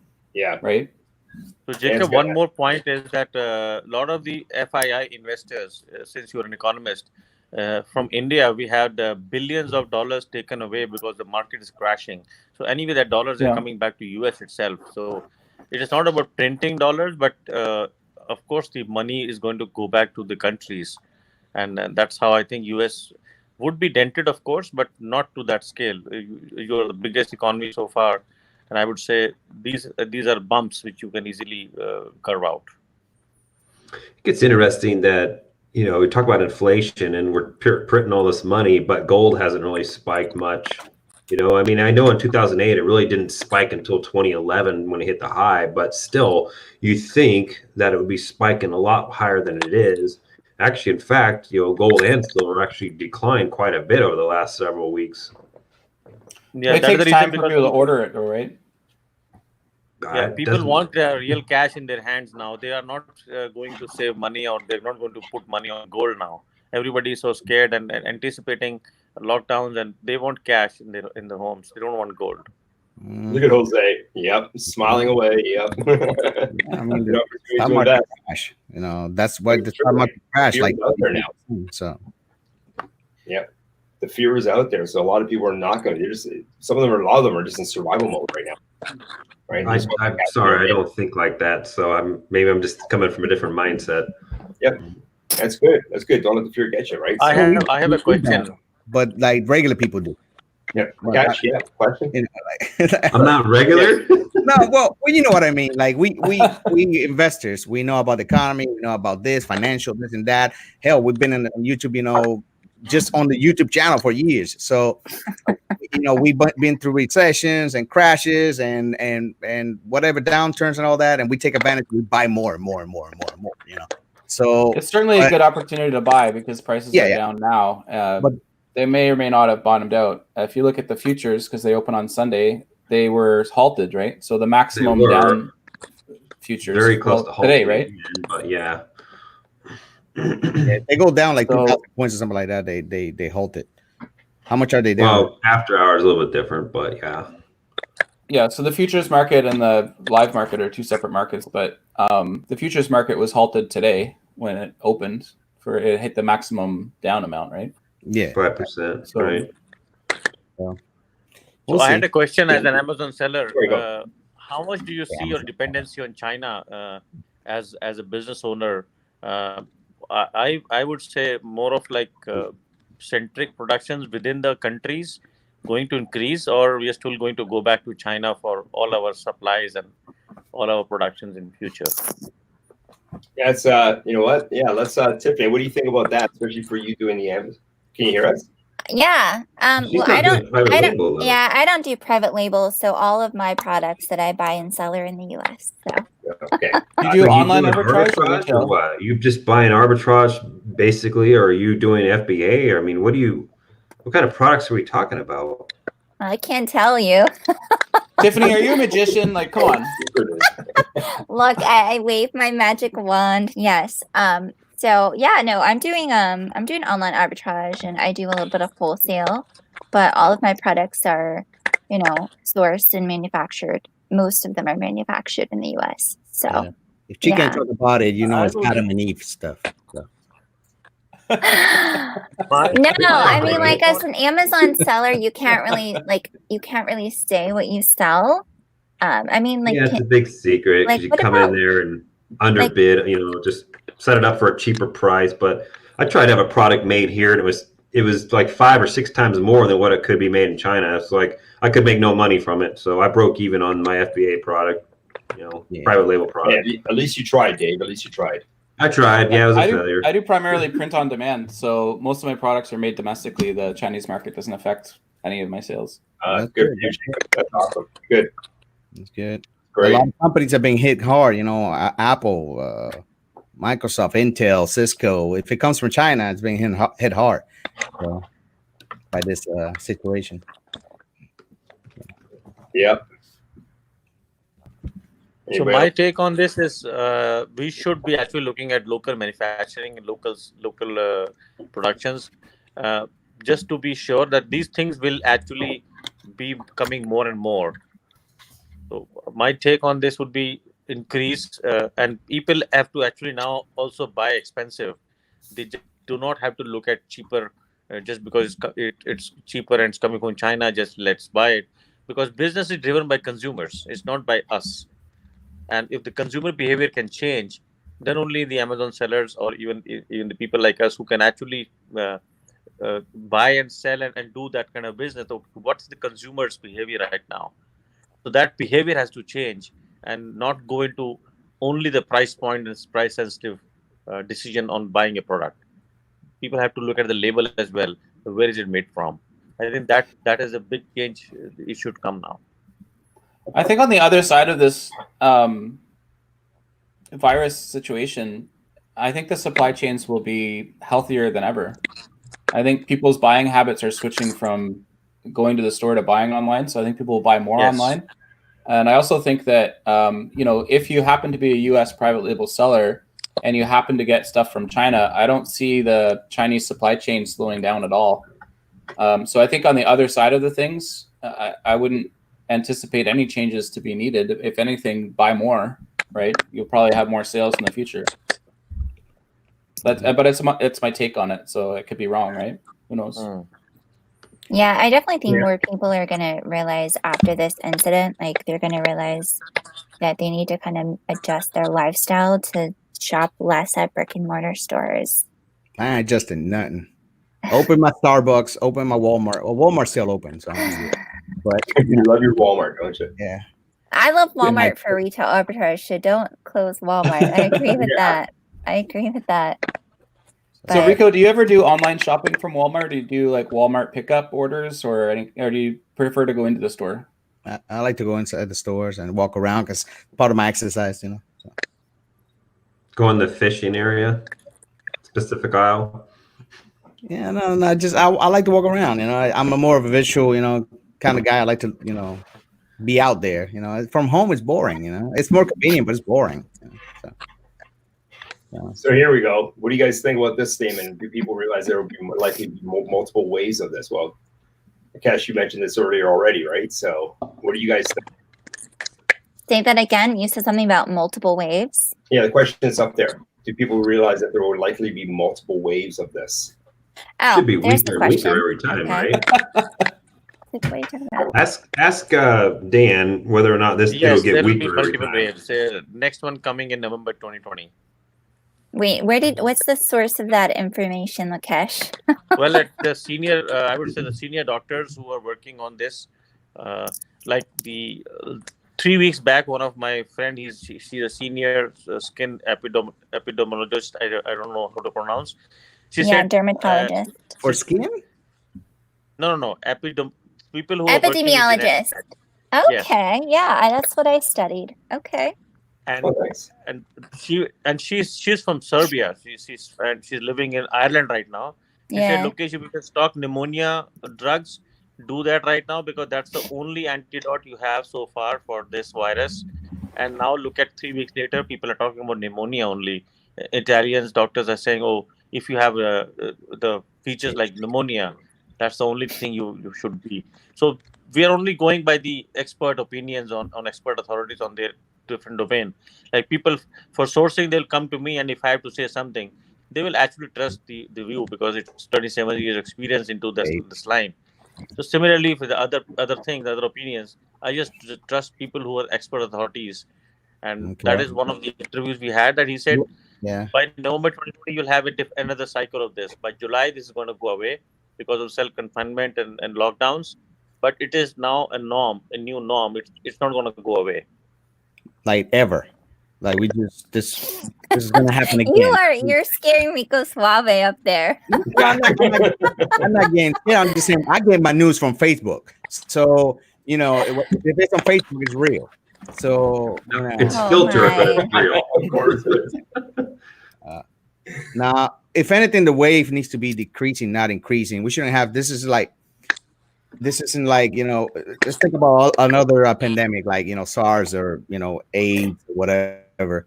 There was a very scare at the beginning, you know, like 10 years we were scared. We got, you know, and now it got better. Yeah, but I mean, AIDS, HIV is not, you know, a communicable disease in the same sense that this COVID is. I mean, you know, you can only contract that through certain ways. So yeah, well, what, you know, people breathe. It's not airborne. That's it. You can't contract HIV through the air. Not yet. Not yet, Tiffany. Not yet. People are not having Yeah. I've heard that this virus, like I've heard from the director of the NIH on I think it was yesterday. I don't even know what day it is, but when he was with Zuckerberg, he was saying that the warmer temperatures will help kill this virus. And so as we go into fall and winter, I have heard like we will get another version of it. So yeah, but that's true, because I mean they've closed down. I've done some of my virtual assistants work out of the Philippines, and it's rampant there. They shut down Manila. They locked it down last week. So I don't know. I don't know if that's necessarily true, right? So let's look at the data. So we have a list in order of the most infected cases, right? So world's most infected country would be China, Italy, US, Spain, Germany, Iran, France, South Korea, Switzerland, United Kingdom, Netherlands. Are any of those countries warm, quote unquote, warm nations, right? They're not. Yeah. Austria, Belgium, Norway, Sweden, Portugal, Brazil. Okay, so Brazil Brazil would be the first on that list that is in a warm nation, and they're 20 down the line. Well, and then conversely as well. I mean, there's zero. I don't think there's zero deaths in Mexico. I think there's a few cases, but I don't think there's any deaths in Mexico right now. James, can you check your phone and see about what the numbers are in Mexico right now? Oh, who's got the stat? That's bad. Yeah. So in India, Yeah, the temperature you. is already 30 degrees. So in India, it's already 30 degrees, and we are now coming. This virus is now spreading. So that theory was good for 2 weeks before. That hot summer and hot weather will kill this virus, but now they think this virus has reached Kenya. This virus has reached Nigeria and a lot of other really hot weather countries. So this theory might not work in that sense. That it's only for cold the weather. hot weather doesn't kill the virus, right? But No. there has to be something said about transmission. If you look at the countries that are affected, like they're very Well, when people are cold, based, right? their body's fighting to keep their body warm versus trying to fight off some Transmission because a lot virus, of foreign travelers, because a lot of transition of people in and out of the country. That is why these countries have high numbers. Yeah. Especially people from China, they're doing business in China. Those are people who carried the virus from China across the nations. Yeah, there'll be in a couple of weeks, I would say maybe a couple months, but not even. I would say in a month, there will be enough pushback from these private companies and stuff like that on the government to lift whatever, 2-week ban, and there'll be a pushback, bro. People don't like losing money. I'm sorry, I don't care who you are. People don't like losing money. People don't like losing businesses, losing jobs. There'll be enough pushback that I think the whole 2-week quarantine thing, it won't last a month or 2 months or whatever. So hopefully not. Yeah. Warm air. But we'll get it under control, I'm sure. Yeah, that's the positive side of this epidemic, that it's not a world war. Things are not going to be destroyed and damaged. Things are only on a standstill. Factories are locking down, people are locking down, but as soon as you are normal, you are back to work, like just click of your second, and you're back to work and everything gets normal. So this is not like a world war situation where everything gets damaged and you have to rebuild everything. It takes time to rebuild and find people, but this is just like a lockdown and you say it's a machine.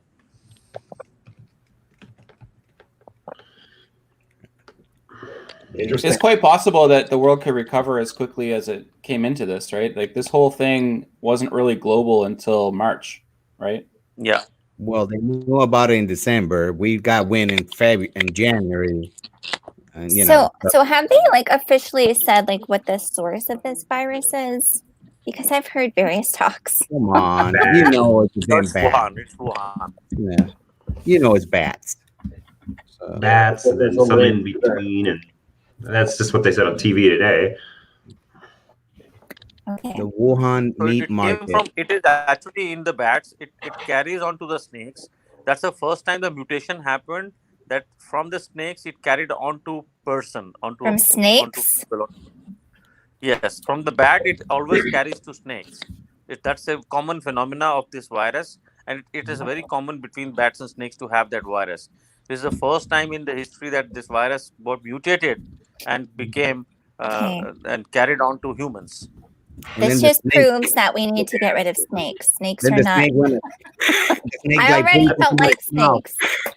That's bat snake crazy. So, you guys don't think it came from the Wuhan Institute of Virology, the only level 4 containment facility in China? What's more likely, guys, the snakes or the only level 4 containment facility in China? I wasn't going to say that, but we're not supposed to say that, or what?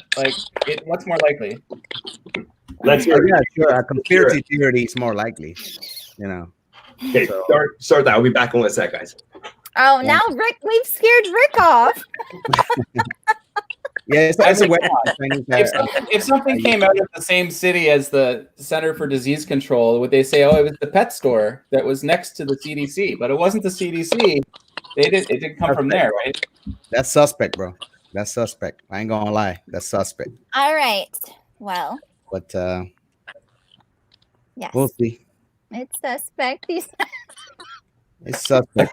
Let's play Clue and figure out where did this come from. Yeah. It was Lakeisha with a bat. Back to a snake to a man. Jacob with a snake in the kitchen. Yeah. So we'll see.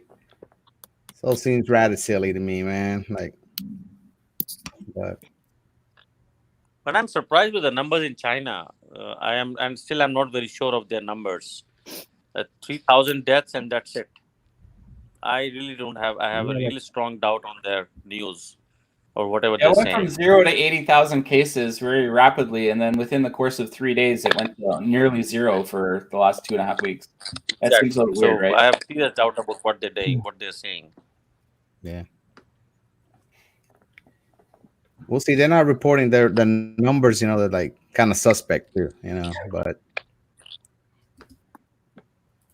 I'm looking this documentary that the XYZ person was saying on wet markets. I've never heard of that term, wet market.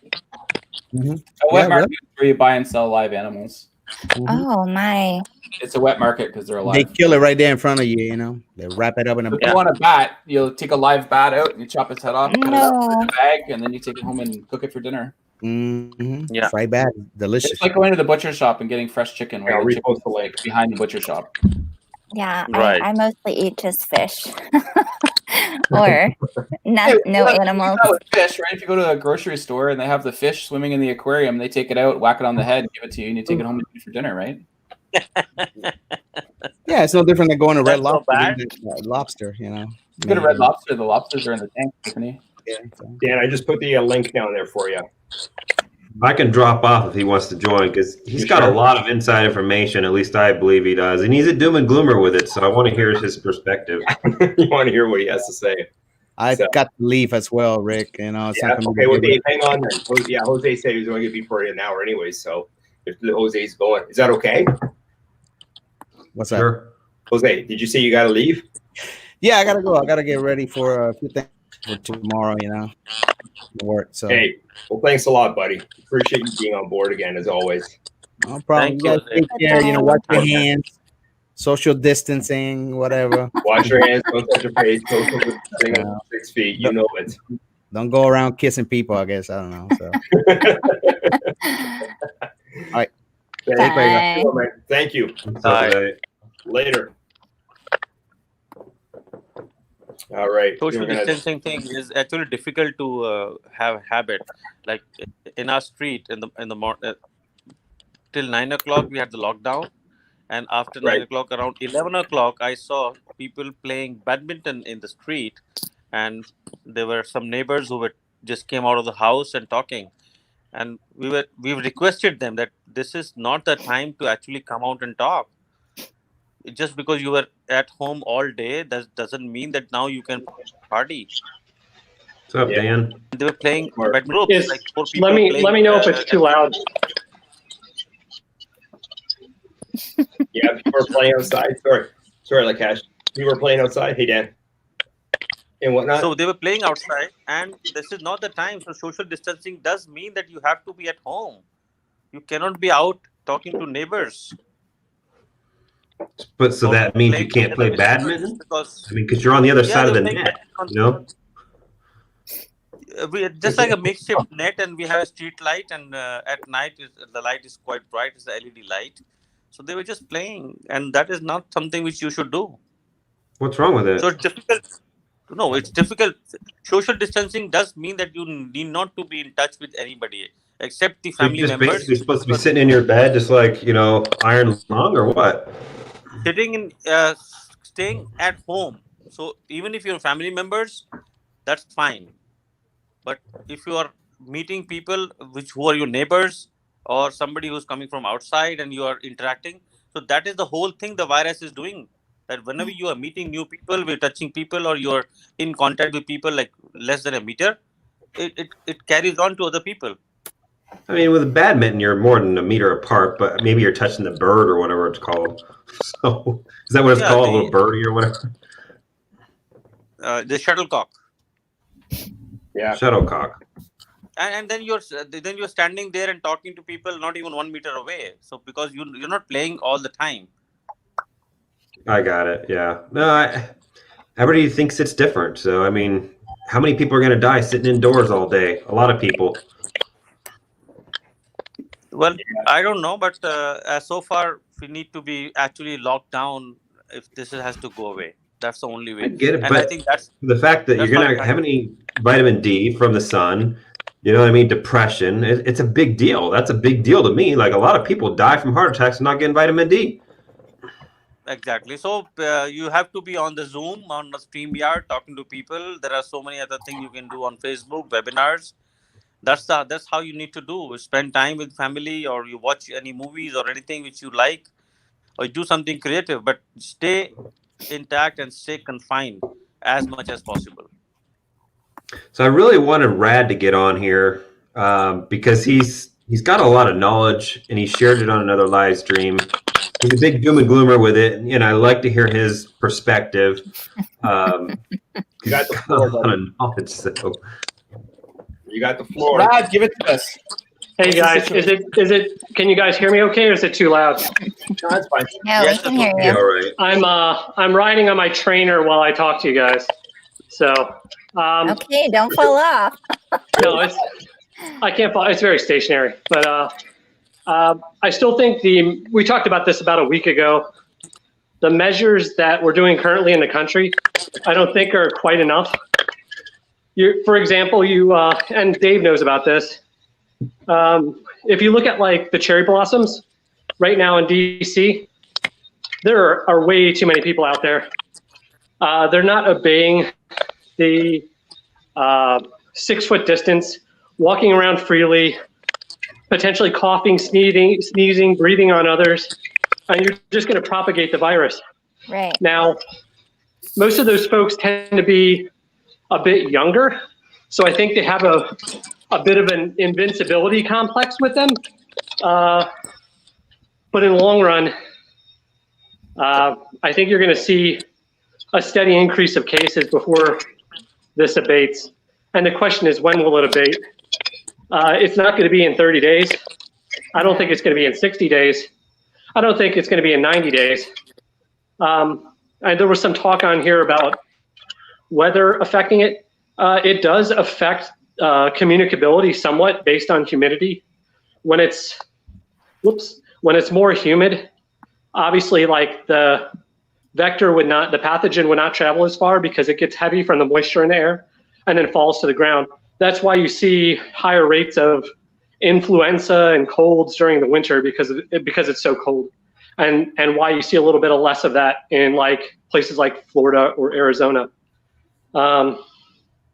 I did see an article by some Nobel laureate published in the LA Times where he thought that China was past the worst of this.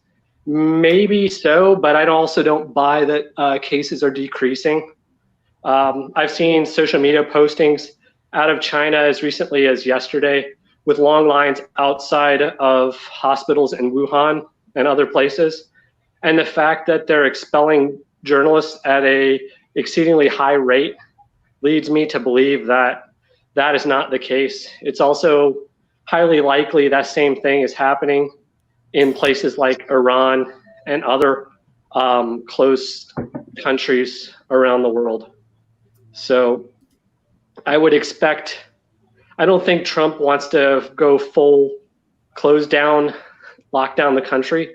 I think what he's doing is deferring to governors. And I think in the coming days and weeks, you're going to see more as this caseload rises state to state. You're going to see the trickle effect of governors across the country doing what you've already seen in California, in Illinois, in New York.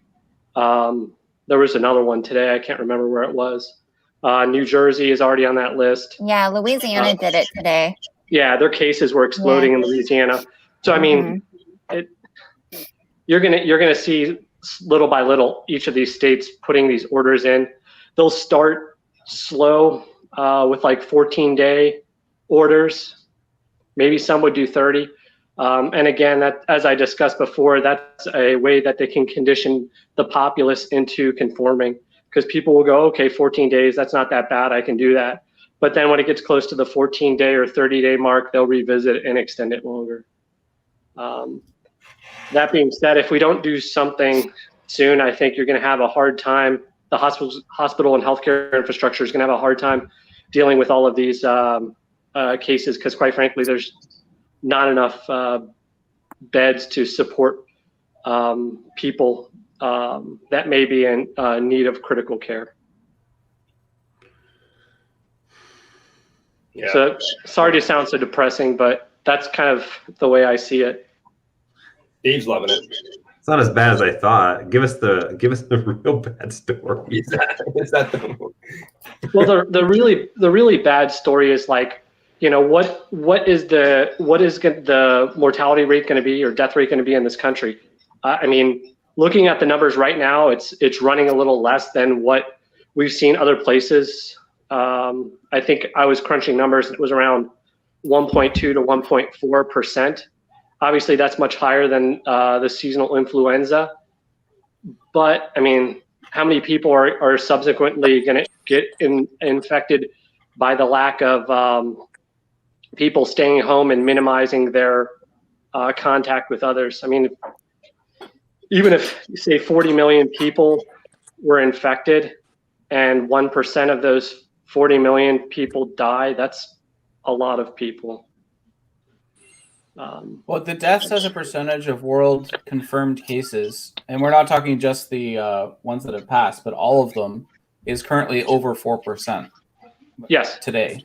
Yeah, but there's also likely more cases than what's been diagnosed, and you can't put, quite frankly, you can't put much into that aggregated number, because you're putting like what I consider like potentially factually inaccurate data sets into that. I think you have to look at places like Europe and the United States to get a better idea of what's really going on, because I don't trust numbers out of places like Iran or China.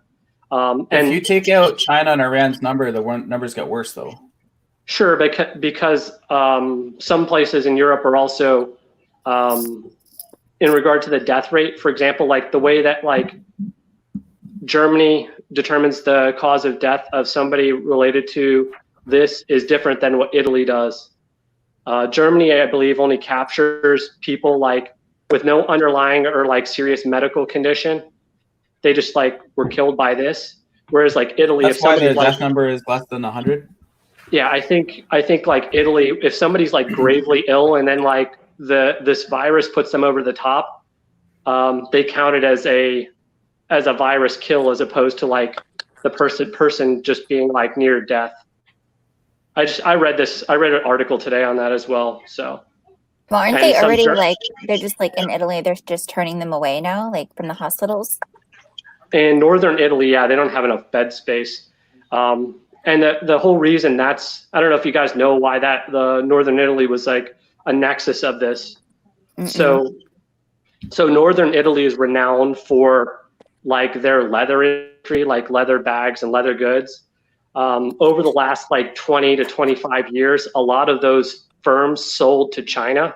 So there was a lot of direct, and the Chinese were running some of those factories in northern Italy. Yeah. So there was a direct pipeline of people coming from like they had direct flights from Wuhan. So Wow. that's why I think you saw that. And then the Italians were kind of late to the game in regard to taking countermeasures, so to speak. And some of that may have been to the potential perception of like, you know, it appearing racist. I don't know if I buy that, but the other thing too is like there may be some variation between the strain that's infecting northern Italy right now and some of the there's like two main strains. I think it's an L strain and an S strain. I think the one in Italy is a little bit worse. In regard to like cases in the U.S., like I think they type the infections, for example, in like Washington State, almost all to one individual. So because I mean, like the CDC and places like that are working hard to try and follow those chains of transmission. So, yeah, we'll That's see pretty what happens. wild. That's really wild. What's your background? I was coming to it. Same So question I asked give us you an last introduction, week, you Rad. won't tell What do you do? You won't tell us. I'm just very knowledgeable in geopolitics, and like, so I probably read 5 hours a day of stuff. So that, and I have a very broad background on things like this and other events. So because I want to like consume all things, and like you also have to be careful of like some of the stuff you're reading, because it could be potentially biased and trying to influence a message here, because like Exactly. right now I think the Chinese are in like full bore like information like operations to try and sway opinion away from blaming China for a later response than what they could have necessarily done, because I think people have all kind of bought the notion that they contained this very quickly, and I don't think that was generally the case. So, Wow. I would expect cases to get the situation to get much worse here before it gets better. I've heard that from multiple sources. Yeah, it's not. I mean, people are. Like for example, I talked about the tidal base, and I scour social media for these like different events in different places, and I want to see how people are behaving, and I can make an educated estimate on like what's going on, and it's quite frankly, people are being a bit lackadaisical. I'm sure if any of you have been out, you've probably seen certain places. Like the only place that should be crowded right now really is the grocery store. Even for example, like I have a lot of friends that are mountain bikers back on the East Coast, and they bike in these parks all the time. These parks are just like slammed with people now, which is, yes, people are getting out to get fresh air, but it's a single track mountain. It's a single track mountain bike park, and people are like basically wall to wall walking through the woods. Some are biking, some are walking. That's not what you'd want to see. I think the encouraging thing to do would be for people to get in their backyard or walk out on the sidewalk where they could more easily avoid people. I mean, obviously you wouldn't want to touch things, but you can still get out and not go to places that are going to be like sinks of people who, some of which could be asymptomatic and spread the vector. Yeah. So we have a good question, Rad. We have a good question from somebody. How do you filter the right information from the wrong one? Sometimes that can be done by source. Sometimes it can't, because there's going to be inherent bias or swing, or it could even be like who owns the entity. Because I'll read something and be like, well, who? It could be even something in the United States. Who are the backers? Who owns this? And they could be pushing a message a certain way. I mean, for the like really like detailed stuff, you could look at like different medical publications. I've read those. The UK had just published this like aggregation of like various studies related to this particular virus, which, I mean, a lot of that was very dry read, but it's informative nonetheless, and it can provide a foundation by which you can assess other bits of information. And there's no doubt that mainstream media publications are using this to get clicks and generate revenue at this point. It's like nonstop coverage. I don't really think that's necessary. I mean, they could give like, couple hour updates, but they're running with what is sensational, like is generally the case. If it wasn't this, they'd be running with some other sensational story. Yeah. Because that's what generates revenue for them. Yeah. So yeah, it's a little different here in Canada. People are adhering to this. And even as at the grocery store yesterday, it was somewhat lighter, quite a bit lighter, I should say. But people were keeping away from one another, right? And everything is closed down. And if people are, I was walking with one of my sons yesterday on the beach, and people were like, even on the pathway, were like walking around other people. So I think we're taking, as Canadians, Jacob, what do you think about that? Are you seeing the same thing? I think Canadians are generally very compliant because they're not asked to do very many things by the government. It's very rare for the government to ask us to do anything. That's true. I think it's also like societal like norms and like cultural pressures. There's a reason, like for example, Japan, you've seen them flatten the curve extensively.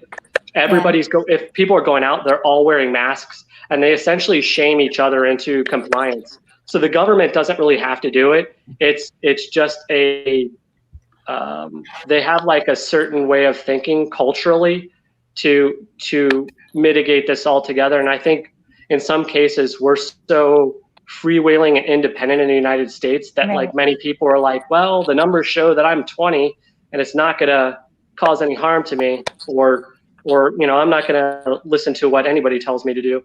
Yep. You can still be safe and get out a little bit, but you have to use your brain. And quite frankly, I'm not sure everyone is doing that here.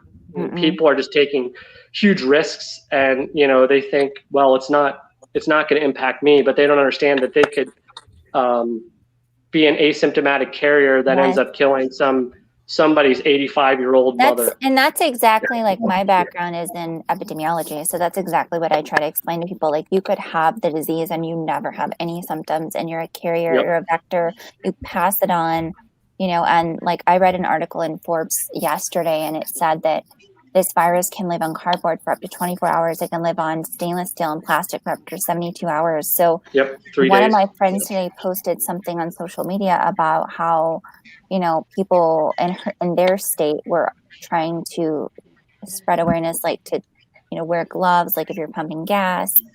I mean, all of this, it sounds very scary, but it's like, you don't want to panic, but you need to be like wise about what you're doing. Like, you need to be really cognizant about what you're touching, and be smart. I think like this really highlights, like somebody was asking on social media, like, why are people in the US not getting it? I think it just highlights like the public schooling situation. Like, we don't emphasize mathematics and science and basic, like, this is germ theory and this is how germs spread. And, so, yeah. The other thing with that too, back to Japan, is with the SARS outbreak, they experienced that just in very recently. So they already had a high level of like hand washing and personal hygiene, but they had that recent experience of SARS, which reinforced that. And then also culturally, from a cultural perspective, the Japanese are not ones to like shake hands, hug, kiss, like that type of stuff. Right. That's not typically part of how they operate culturally. We're kind of like diametrically, opposite of that. I mean, you're seeing the worst cases online, pictures of people at the beach, the cherry blossoms, or whatever the heck that place was you just sent earlier. But in general, I bet you the large amount of people, or majority of people, are probably not doing stuff like that, right? So that, I mean, it's just a bad example. It's plastered on TV. I searched these examples because I wanted to get a pulse of what was going on. Like, I knew very early, based on like, I hope no one's in here is from New York City, but like based on my observations very early of like what was going on in New York City, I knew that was going to be like a huge hotspot, just based on the guidance that was coming out, the information that was being consumed, and then how people were taking that and behaving in places like that. I mean, it happened other places, but New York was especially bad with that type of precautionary action. It wasn't until like they saw like a jump of infection rate that people started behaving differently. And by that time, you're like too late. So like people are starting to like go home, stay away, but they're also with others, so they're already infected. I get where you're coming from, but how do you go from 0 to 100 without going through 20, 40, 60, 80 first. It just doesn't, people aren't going to do it, in my opinion. Yeah, but this was very evident. It was like I said before, it was essentially a slow motion car crash. Like you could see this car crash starting in mid January. Mm-hmm. I could see it and logically put this together on where this was going to go. Based on our actions in this country and how we responded to certain things. And people were still coming and even with Canada, like as recent as maybe just a few days ago, they were still flying people in from China, just plane loads of people that were political refugees from China, and they were not screening any of these individuals. So I mean, what would you have done? What would you have done, Dan? And when? When would you have started? It's easy to look back and say this is what we should have did, right? Yeah. I mean, it would have been a bit extreme, but you would have had to cut off all incoming international travel. Lockdown should have been earlier. Yep. You could have locked down international travel, or if people necessarily needed to come to the US, you could have had them come in and quarantined everyone. Like if you're going to come in, just from a safety standpoint, we'll quarantine you for 2 weeks to make sure you're not infected. Where are you going to put all those people that come into the airport? It was simply a lockdown situation, but not possible. So anybody couldn't do it. Not even in India. There's so much of traveling happening. So much of travelers coming, like millions are coming every day. Sure. Well, I was talking to another sourcing agent who manages Japan, and we were having a Zoom meeting. He is primarily a sourcing agent, deals with Japanese market, has an office in Tokyo. He said Japan is going to be hit so hard because they've invested so much of money on the Olympics. They have created a new Tokyo in all the sense that they have refurbished the entire Tokyo as a town as a new Tokyo. And if things go not as planned as Olympics, if they have to defer it or cancel it, Japan will be in one of the severest, I would say, economic recession because of the investment they've done in Olympics. Yeah, there's zero chance that they're going to have the Olympics in. Most likely, yes, they have to postpone them or delay them. Yeah, we're staying optimistic right now, but more likely, man, definitely postpone. 2021. Yeah. No, I think depending on schedule. So we have a question from a lady. Yeah, that's a great question, actually. Yeah. What do you guys think of that? Tiffany, you should be able to answer it. I feel like you should wash your fruits and vegetables anyway, but I think you need to be extra cautious because if you're bringing them in with plastic bags, then your hands are touching the bag. So normally, if you bring in a bag of apples, you may throw the bag away and not wash your hands because you think oh, it's just apples. But honestly, I would be over obsessive, be OCD right now about washing your hands, not touching your face. If you sneeze, if you cough, wash and scrub because I mean, honestly, I would just be overprotective. Yeah. So you're talking about vegetables, but what about a packaged, box or something? I mean, honestly, that's 24 hours. Maybe. Yeah, it can live on cardboard for up to 24 hours, but at that, that's the thing is you don't know when it was last touched, and you don't know, if it does have remnants on there. I mean, the only thing you could do with that is spray Lysol, this disinfectant on there. But I mean, I don't know about that because then you're crossing the line of are you contaminating your food? Yeah. Yeah, that's a good point. I mean, steering wheel. I mean, if you really wanted to get obsessive about it, you could bring your own bags to the grocery store. You could bring your own cart to the grocery store. You could scan your own groceries without almost touching anything. Use hand sanitizer after you use the kiosk. I mean, there's ways to minimize that. And then if you're concerned about the packaging, you could leave it in your garage or something. I mean, if it's non-perishable, it could sit out there for days. Yeah, we just got a box from Amazon yesterday with my dog's food in it, and I literally left the box on the front porch. I'm gonna leave it out there for 3 days, and then I'll get it. Which sounds pretty abnormal, but right now it's just I'm not risking it. Well, this is the new What normal. about the box that it showed up in from Amazon? Yeah, that's what I'm saying. Like I just left the box Okay. from Amazon on the front porch. People are talking about, what about the stuff inside the box? Got all the Amazon workers touched. Yeah. I mean, that's a good question. Like, I mean, if it's not something that you have to have right now, like I would probably wait I mean, they're saying for cardboard 24 hours. So I would probably wait like a good 24 hours before opening the box it came in and then getting the actual package itself. That's just what I would do just because. Somebody just posted a statement. We just ordered food to be delivered from Target. Yeah, that's Anthony. And I think honestly, ordering your food and having it delivered or having like one of my friends where she lives in Texas, like they are just bringing like if you order like Uber Eats or something, they're bringing it. You're not even seeing anybody. They're just dropping it on the front porch.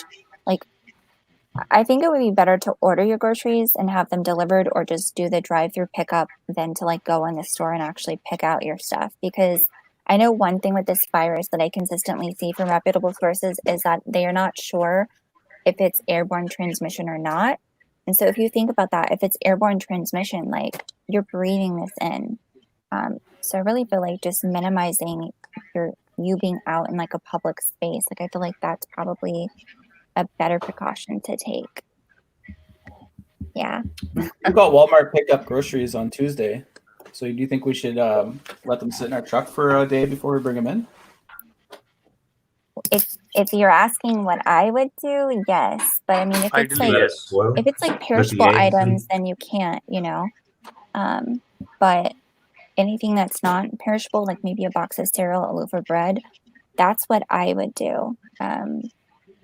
But everybody, I think you have to make your own decision. I mean, you could put gloves on, you could bring it in and then you could take the gloves off or bring it in with your hands and then make sure you wash your hands. But like I have a friend, she's a surgeon at Mayo Clinic and she was posting some information today, like when you were talking about you think that it's not going to be 30 days, 60 days. So the article she posted, I need to pull it up to see the source, but I know it's reputable. And it was saying that you can harbor this virus in your body and be asymptomatic for up to 37 days, not 14 days.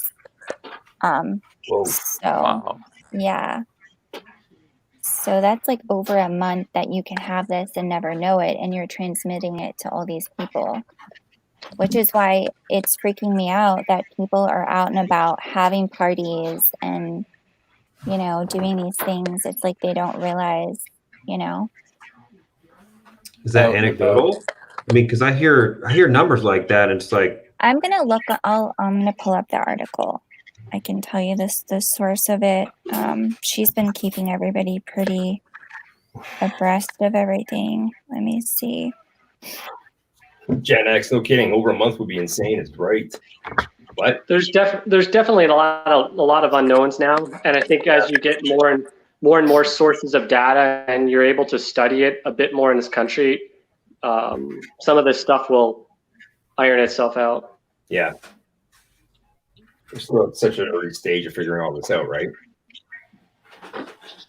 Yeah, I mean that's why it's so important to err on the side of caution. Yep. And just try and minimize your contact with others. So this is an article from CBS, but it's referencing The Lancet, which is a pretty reputable medical journal. It's up there with like New England Journal of Medicine. So what this was saying is that a recent study analyzed the medical records of 191 patients from China. And it looked like 137 were coronavirus patients who were discharged and 54 had died from the coronavirus in the hospital. So this was basically saying that it can live in the respiratory tract for up to 37 days.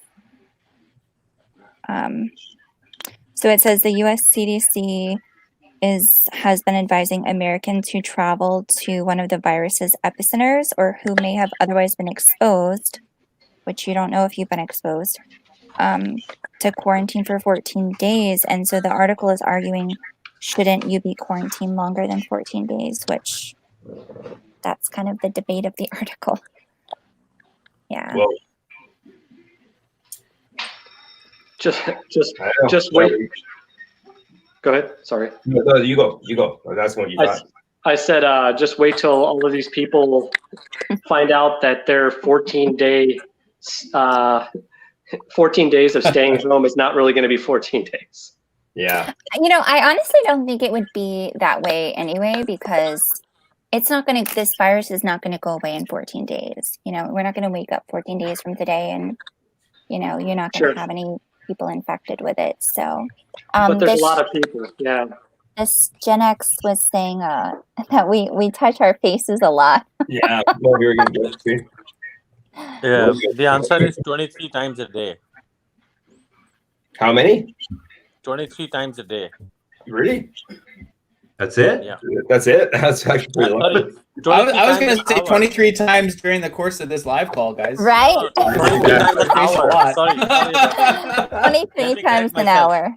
23 times I'll go back and watch the live stream and count. I guarantee you it was like 100 for me. Naturally. So the question is 23 times an hour.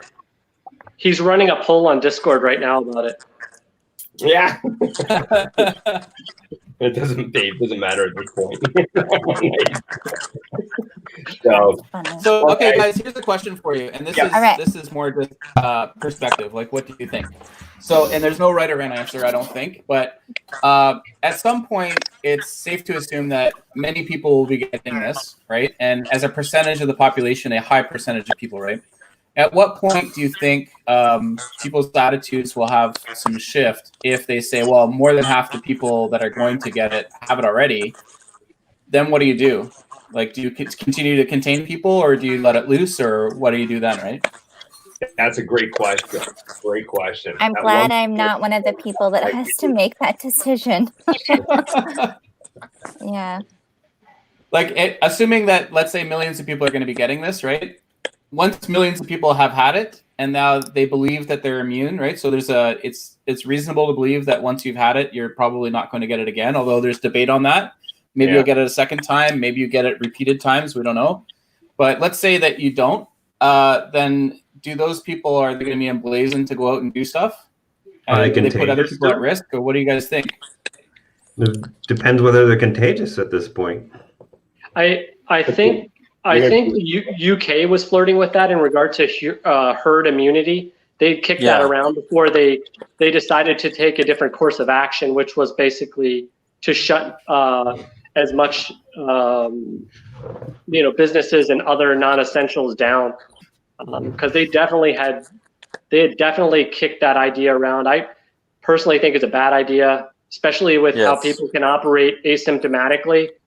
And the fact that, I've read some publications too, where they think, this has disproportionately minimal impact on children under 10. And those could be key vectors of spreading this thing around to the high risk populations, i.e. 70 plus and people with pre-existing conditions. I agree. I'm not suggesting that people don't do that. What I'm saying is 3 months from now, right? Let's say if you assume that 60% of the people in the US would be getting it, right? 3 months from now, when 50% of the people have had it already, what happens policy-wise? What do you guys see happening? Well, I would say the lockdowns will continue. They should continue as long as you have that rate not coming down, no matter what you have to do, because this could go endless if you're not putting a stop. I think if somebody's going to get it, they're going to get it at some point anyway. I don't think that's, you know what I mean? Like, everybody's going to have it eventually, in my opinion. Maybe I'm wrong. That's also theory. Everybody has to have it once. Yeah, I mean, there's a good chance of it going through the whole, the whole population. We're all going to get it at one point. And statistically wise, the flatter the curve is, the longer people need to be in isolation as well, right? Yes. The flatter curve just extends the time period over which everybody gets it. Yeah, the whole idea of flattening the curve is to not overwhelm your healthcare system. because there's only so many beds, so many ventilators, so many Workers. facilities and Doctors. workers to do this. Like right now, Italy has 9% of their healthcare workers are infected. I think people will start changing their behavior when they see some of these like extreme videos of how this impacts people. I don't know if anybody's seen the videos out of like the hospitals in northern Italy. Yeah. Have you seen those? I can't I've seen watch it. that. I'm Oh yeah, Oh, the people they're- are dying, right? Yeah. Oh, they're like, you know, they have like, yeah, it's really bad. But if that was more, it's more like a zombie movie, I would say. yep. Right. Yeah, that's the video. Just everybody just sitting there with, you know, ventilators, and that's it. They're just looking at one another across from the room, right? I mean, another indicator of how bad this probably will become when you have places like General Motors, Ford, and Tesla potentially switching up their manufacturing like lines to produce ventilators. You know it's bad. Yeah. So. Well, that's happening now. What's that? Right, the Canadian government has asked auto manufacturers in Canada to produce ventilator equipment. Yep. That's already happening. Yeah, and the same edict has been given in the United States to GM, Ford, and Tesla. So that's not a good sign. Not at And all. then I think another indicator will be as this goes on and hospitals fill up, you'll likely see more field hospitals being put up by FEMA and the military to handle the like additional burden. So What's That's the time already frame, happening do you as think? well, right? That was What do you think announced the time today. frame is before we have like, you know, boats and just makeshift hospitals in cities? That's now. It's happened. It happened That's today, what guys. the The NIH president of the U.S. director. already announced that Talking today. about The where Italians like have you already can done see it, right? the ship. They have already made it as a hospital on the coast. yeah, those ships can only like house like 700 to 800. That's 700 to 800 beds. But you could build like massive field hospitals in you know, on fields and stuff like that. That's exactly what China did. That has to be done now actually. Yeah, Across countries. they constructed modular hospitals in like the course of 10 days. Yeah. Yep. Crazy time, guys. Crazy time. So, who's not following the rules, says Dave. All right, guys. It's been just over 2 hours. Wow. I didn't expect to go this long. Wow. Yeah. Crazy. That was really informative. I love sitting back and listening to people talk. This is great. Thank you so much, guys. So, Thank you. is there anything Thank you else? for your time. Everybody want to start going through and do some closing remarks here? And I don't want to take any more of your time. It's been over 2 hours. I really do appreciate everybody's valuable time and whatnot, but I also appreciate like all this information that you guys have thrown out there. Like really generous of you guys. Thank you. So, but you know, let's carry on for a few more minutes. If you guys want to throw anything else, any other points you guys would like to make or discuss, let's do it now. So let me start from India, the farthest place in the meeting. Well, thanks for joining us. Thanks for getting up early and joining us again. Yeah, I have another meeting early morning tomorrow. Amy V's Tiffany might be knowing. She's also having 7 p.m. CST meeting tomorrow morning. Like for me, it's tomorrow morning. For you guys, it will be Monday evening. Right. So my closing remarks is that please self-quarantine yourself. Most minimum movement outside your home. Please do that.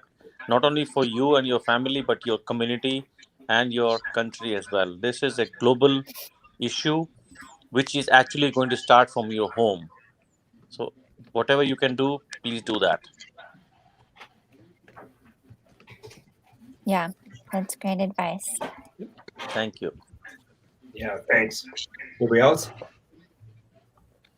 I would just echo what Lakesh said. I would say don't panic. I don't know if anybody does yoga or guided meditations or breath work, but if you do any of those things, they will help you. There's a lot of online resources now. Everything's online, so even more so, where people are hosting Zoom things and you know, all kinds of just people getting together, doing things to help themselves, like deal with the stress of this. So I would say don't panic because that's not good for your immune system. You can't think straight, but make wise decisions. Yeah, and wash your hands. I second that. Thank you. Yep. I think to piggyback on both comments, they're both very good things to do, and that goes into the broader thing that everybody should be doing to deal with this, which is like generating a routine, because obviously life is much different right now, and we are creatures of habit. So I think it's imperative for everybody to develop a routine, which includes exercise, which includes staying home and away from others, and only going out when absolutely necessary. You could also decide to journal your days on like what's going on, because that's a way to like, you know, outwardly voice your stress or things you're dealing with. And it also provides good perspective when this is all over and you want to look back on things and see, you know, it's kind of like a historical record that you can share with family members, offspring, and the like. But definitely develop some sort of routine. Daily routine is key. I don't know that I would want to journal and document. I would want to not remember this. Sure. I just think it's it's an outlet, but having a routine is definitely key. It's been proven when people are put in extremely stressful situations, any way you can provide some sense of normalcy through some sort of you know, daily progression, like getting up and eating breakfast, and you know, I'm going to exercise at 10 a.m. and then I'm going to go outside for some fresh air, or whatever the case may be. I think a routine is key in this case, especially seeing that we're going to be inside and not moving around for a while. That's it. Yeah, it seems that way. Jacob or Dave? Thank you. Yeah, thanks, buddy. I don't know what to say. I only go out once a week anyway, and that's only because there's not enough food for me to stay in for more than 1 week. So, you know, I mean, I work from home and I touch my face often, so I don't know what to do at this point. You're toast. You're toast.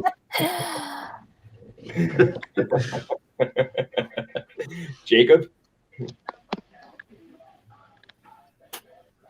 These are times of known things, so don't lose your mind. Make sure that you get fresh air, whether it's through a window or your porch or however you're able to get that.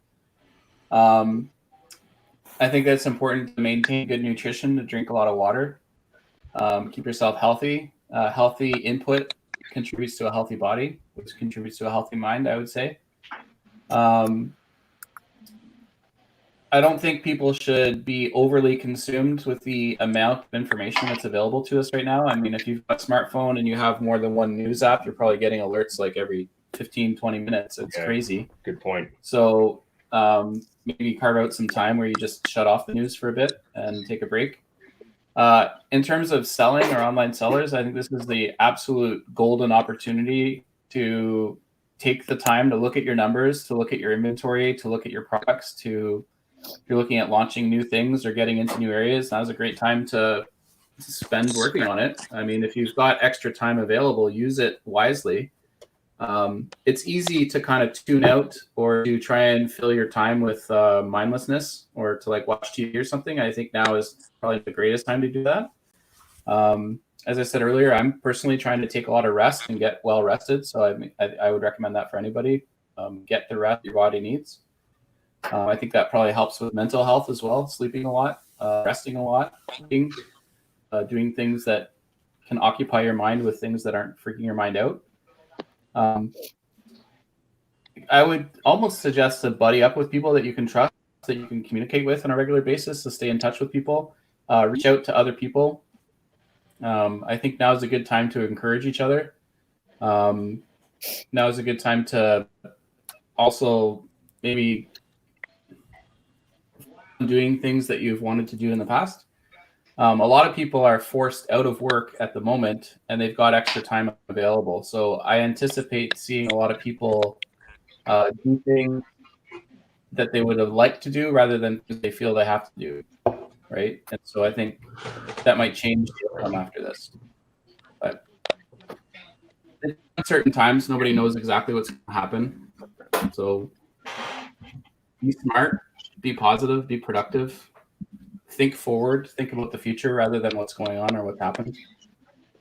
Yeah, I like the points of like, do things that you haven't done before. Get your rest, get caught up on your rest, right? So, I mean, we're going to get through this. Everybody stay positive. Everybody relax. Don't panic. And look out for one another. Touch base with friends and family. Make sure that they're okay. Get out and get some fresh air every so often. But, just look after yourself so you can look after others, right? So, but guys, thank you so much. You guys make it seem like the world's ending here. Thank you. Oh, am I? That's what it seems like. No. I mean, like, look out for I mean, seriously, my dad's gonna be 91 this summer, and he's a tough guy. But I touch base with him all the time just to make sure he's okay. Right? Lives in the same house he's lived in since 1954. It's amazing, but you still gotta look out for your friends. And I touch base every second day. I'll shoot out emails and texts to all my friends, making sure, hey, is there anything you guys I can do now, right? So, but look out for one another. That's the way we are, right? It's the right thing to do. So, but on that note, guys, thank you, Lakesh. Thank you very much, Rad. Thank you, Tiffany. Thank you. For joining, and Dave, as always, the support's there, and everybody that's on the stream here tonight. Thank you so much as well for talking about all this and the comments that were made. It's been really neat, very interesting talk tonight. So, all right, guys. So, thanks for your time. That's been just over 2 hours. Do appreciate your time. Thanks so much, guys. Really do. So, all right, guys. I think everybody go and be safe. Wash your hands. Don't touch your face 26 times a day for an hour. Bye-bye. Bye, guys. All right, Bye. guys. Good night. See you guys. Guys, take care. Be safe.